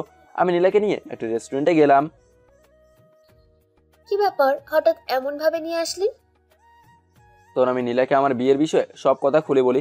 সব শুনে নীলা চুপ করে রইলো। ভালোবাসো আমায়? অনেক। আমার সাথে পালিয়ে যেতে পারবে? পারবো। সত্যি পারবে তো, নাকি পরে সমস্যা করবে? বললাম তো আমি রাজি। আপনি যখন বলবেন আমি তখনই চলে আসবো। আচ্ছা, আমাকে একটা কিস করবা? করতে পারি, বাট বলে নিলেন কেন? তখন দিদি আজকে আমাকে কিস করছে। যখন কিস করেছে তখন তোমার চেহারা আমার সামনে ভেসে উঠছিল, তাই তোমার সাথে দেখা করতেই ছুটে চলে আসলাম।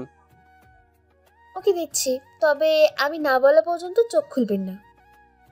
ওকে। তারপরও বিশ্বাস নেই।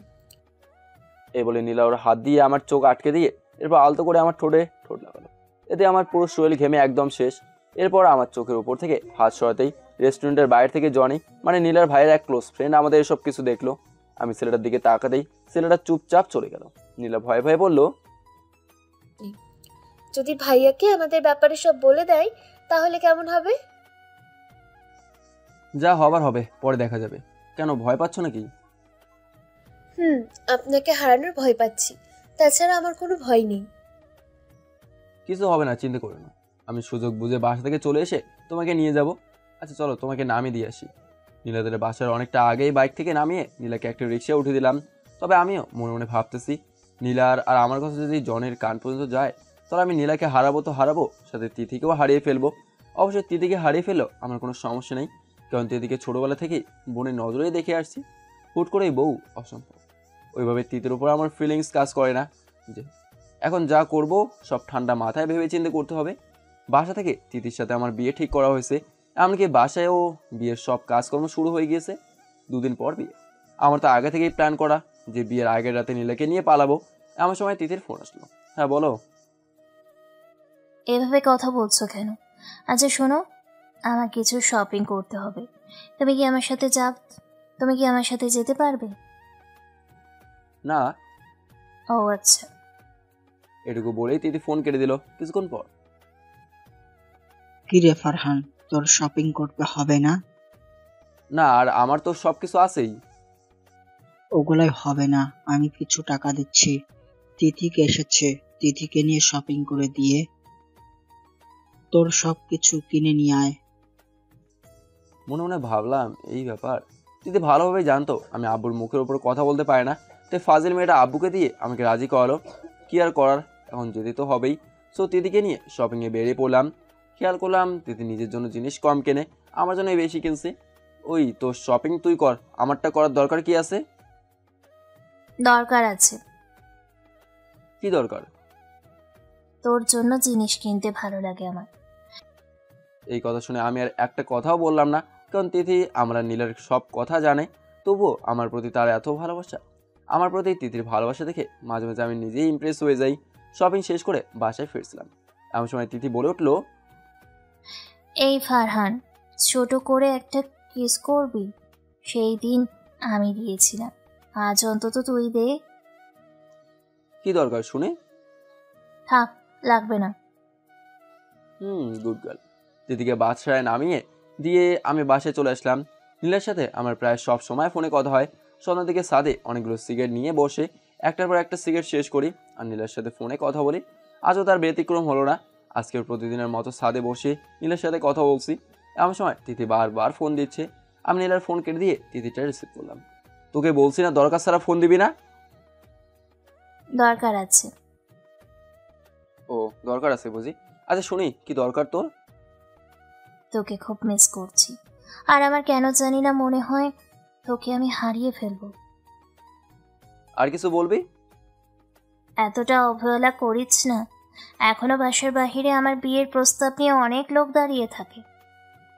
ও, তাহলে ওখান থেকে একটা বিয়ে করে নে না। অন্য কাউকে বিয়ে করার থাকলে এতদিন তোর পিছনে কুত্তার মতো গুড়গুড় করতাম না।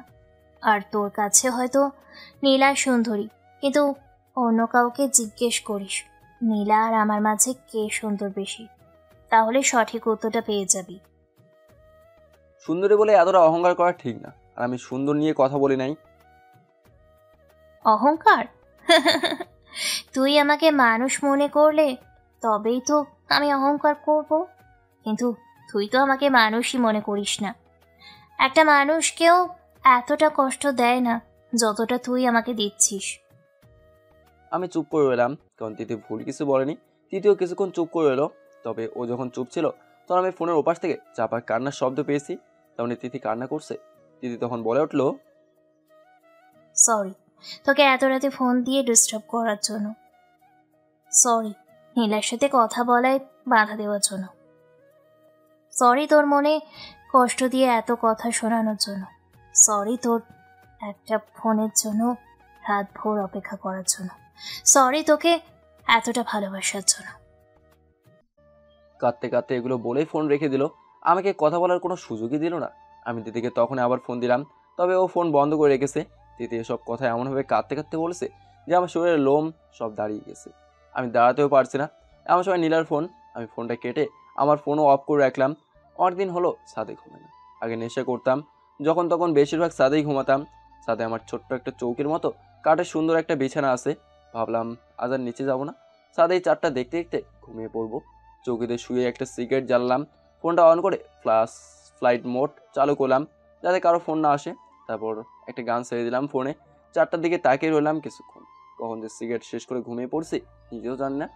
সকালে ঘুম থেকে উঠতেই নিচে অনেক চিৎকার চেঁচামেচি শুনতে পেলাম। মানুষ মারা গেলে যেমন চিৎকার চেঁচামেচি করে ঠিক তেমন। এমন চিৎকার শুনে বুকের ভেতরটা ধপাস করে উঠলো। আর কি হলো সেটা দেখতে আমি দৌড়ে নিচে নামলাম। আর নিচে নেমে যেটা দেখলাম সেটা দেখার জন্য আমি মোটেও প্রস্তুত ছিলাম না।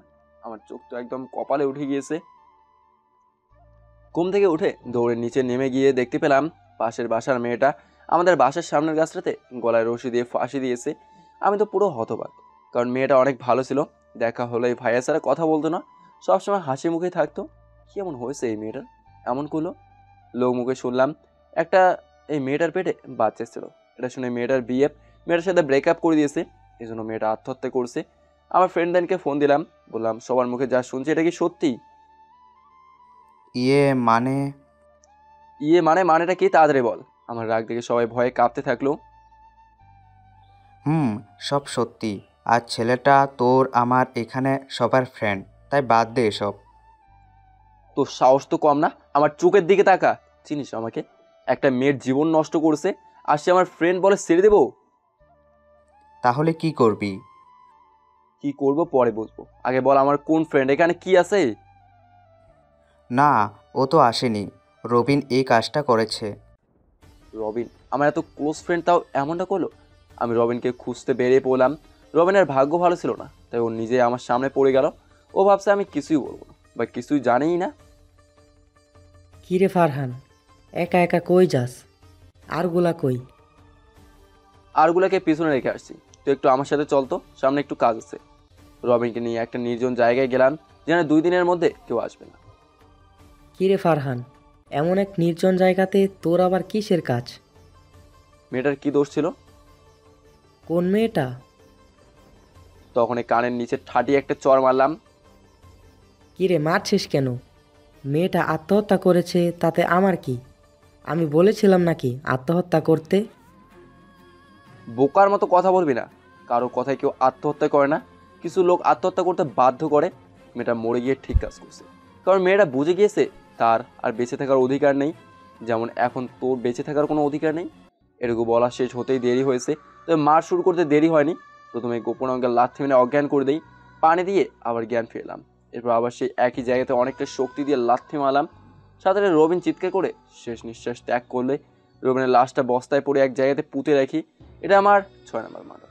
বাসায় যেয়ে ফ্রেশ হলাম, কাল আমার বিয়ে, কি সময় কি ঝামেলা। আমি আজকে নীলাকে নিয়ে পালিয়ে যাবই। নীলাকে ফোন দিয়ে রেডি থাকতে বললাম। রাতের দিকে ব্যাগ গোছানো শুরু করছি, কিছুক্ষণ পর বাসা থেকে বের হব। এমন সময় তিতির ফোন। চলে যাচ্ছিস তাই না? কোথায় যাচ্ছি আমি? আমি সব কিছু জানি। আজ তুই নীলাকে নিয়ে পালিয়ে যাবি তাই না? ওকে, সমস্যা নেই। তোকে আমি প্রচুর ভালোবাসি, তাই তুই সুখী থাকলে আমিও খুশি। চলার পথে ভুল বেয়াদবি মাফ করিস। যাই হোক, ভালো থাকিস, নিজে যত্ন নিবি, কিন্তু প্লিজ নীলাকে আমার মতো কষ্ট দিস না। বাই। এটুকু বলেই ফোন রেখে দিল। আমি বিছানায় বসে পড়লাম আর ভাবতে লাগলাম, আমার একার জন্য অনেকের হাসি মুখ নষ্ট হয়ে যাবে, আর তার মধ্যে আব্বু আবার হার্টের রুগী। তাই নীলাকে ফোন দিয়ে বলার সাহস হয়নি যে আমাদের প্ল্যান ক্যান্সেল, তোমাকে বিয়ে করা সম্ভব না, আমার জন্য তিথি পারফেক্ট। এইসব কথা নীলাকে বলতে পারবো না, তাই ফোনটা অফ করে রাখলাম। চুপচাপ 2টা ঘুমের ওষুধ খেয়ে ঘুমিয়ে পড়লাম। সকালে ঘুম থেকে উঠে সুন্দর করে পরিপাটি হলাম জামাইয়ের মতো। আমাদের বাসার সবাইকে বললাম যে তোমরা গাড়ি নিয়ে আগে যাবা, যে বলবা ফারহান আসেনি, এই বিয়ে হবে না। তখন আমি বাইক নিয়ে তিথিদের বাসায় ঢুকবো। এমন করলে কি হবে তাই? কি একটা ভাবসা হবে, তুমি বুঝতেছো? ও আচ্ছা, তুই যেহেতু আমাদের কথা মতন তিথিকে বিয়ে করেছিস, তাহলে আমরা তোর জন্য এইটুকু তো করতেই পারি। আমাকে একটা কিস দিয়ে আমার মতো করে বাইকটাকে ফ্রেশ করলাম। এরপর গাড়ি নিয়ে আমার কথা মতো একে একে সবাই বিয়ে বাড়ি ঢুকলো আর বললো ফারহান আসবে না। তখন তিথির বাসার লোকেরা অবাক হয়ে গেল, তবে তিথি এক ফোঁটাও অবাক হয়নি, কারণ ও জানতো আমি আসবো না। তারপরেও বিয়ের সাজে আমার জন্য বসেছিল মিথ্যা আত্মবিশ্বাস নিয়ে। আমি আসবো বলে ভাবা যায় কতটা ভালোবাসে মেয়েরা আমাকে। আমার ফ্যামিলির মুখে সবাই যখন শুনলো আমি আসবো না, তখন তিথির শাড়ির আসলে মুখ লুকিয়ে কাঁদতে কাঁদতে রুমে চলে যাচ্ছিলো। এমন সময় আমি বাইকের পিক আপ দিতে দিতে অনেক শব্দ করে বিয়ে বাড়িতে ঢুকলাম। তিথি আমাকে জামাইয়ের সাজে দেখে এতটা খুশি হয়েছিল যে আমি আজ পর্যন্ত কারো এমন খুশিই দেখিনি। তিথি দৌড়ে আমার কাছে এসে সবার সামনে আমাকে শক্ত করে জড়িয়ে ধরে বলল, আমি জানতাম তুই আসবি। তিথিকে চুপচাপ বিয়ে করে ফেললাম। বিয়ের পর তিথিকে এক্সট্রা কোনো ভালোবাসা দেয়নি, শুধুমাত্র বউয়ের অধিকারটা পেয়েছে। তবে তিথি আমাকে প্রচণ্ড ভালোবাসতো। আমার মাথা গরম থাকলে অযথা তিথিকে বকাঝকা করতাম, তবু তিথি আমার মুখের উপর একটা কথাও বলতো না। আমার সব অত্যাচার মুখ বুঝে সহ্য করতো। বিয়ের কিছুদিন পর হঠাৎ একদিন নীলার সাথে দেখা হতে দেরি হয়েছে, তবে নীলা আমাকে মারতে দেরি করেনি। আমার গালে 2টো থাপ্পড় মেরে কেঁদে নীলা নিজেই কেঁদে দিল। প্লিজ বোঝার চেষ্টা করো, তিথি আমাদের ফ্যামিলির, আমার জন্য 2 ফ্যামিলির সম্পর্ক নষ্ট হয়ে যেত যদি সেদিন তোমাকে নিয়ে পালিয়ে যেতাম। তাহলে কেন বড় বড় কথা বলেছো তখন? কেন আমাকে মিথ্যা আশা দিয়েছো? তুমি জানো আমি বিষ পান করে হসপিটালে ভর্তি ছিলাম, আর তুমি ওইদিকে বিয়ের মজা নিচ্ছিলে। যাই হোক, ভালো থেকো। এইটুকু বলে নীলা দৌড়ের উপর হেঁটে চলে গেল। একবারের জন্য পিছন ফিরে তাকায়নি, না তাকানোটাই স্বাভাবিক।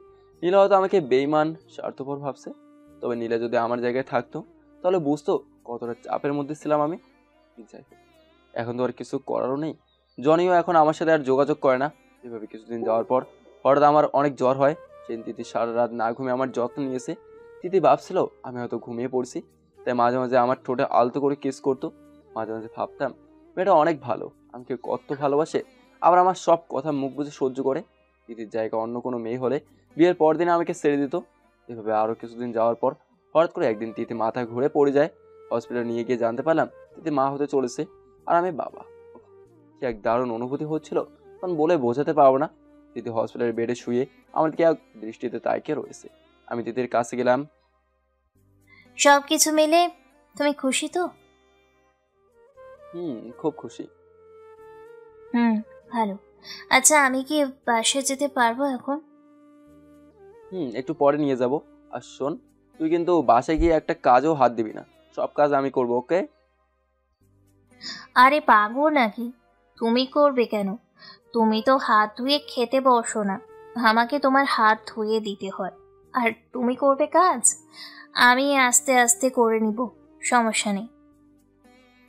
ভয় পাস না তুই আমাকে, বললাম না কোনো কাজে হাত দিতে হবে না, পারবিও না, মনে থাকবে। আমাকে একটু জড়িয়ে ধরবে? লাস্ট কবে জড়িয়ে ধরছিলে মনে নেই, আজ একটু জড়িয়ে ধরবে প্লিজ?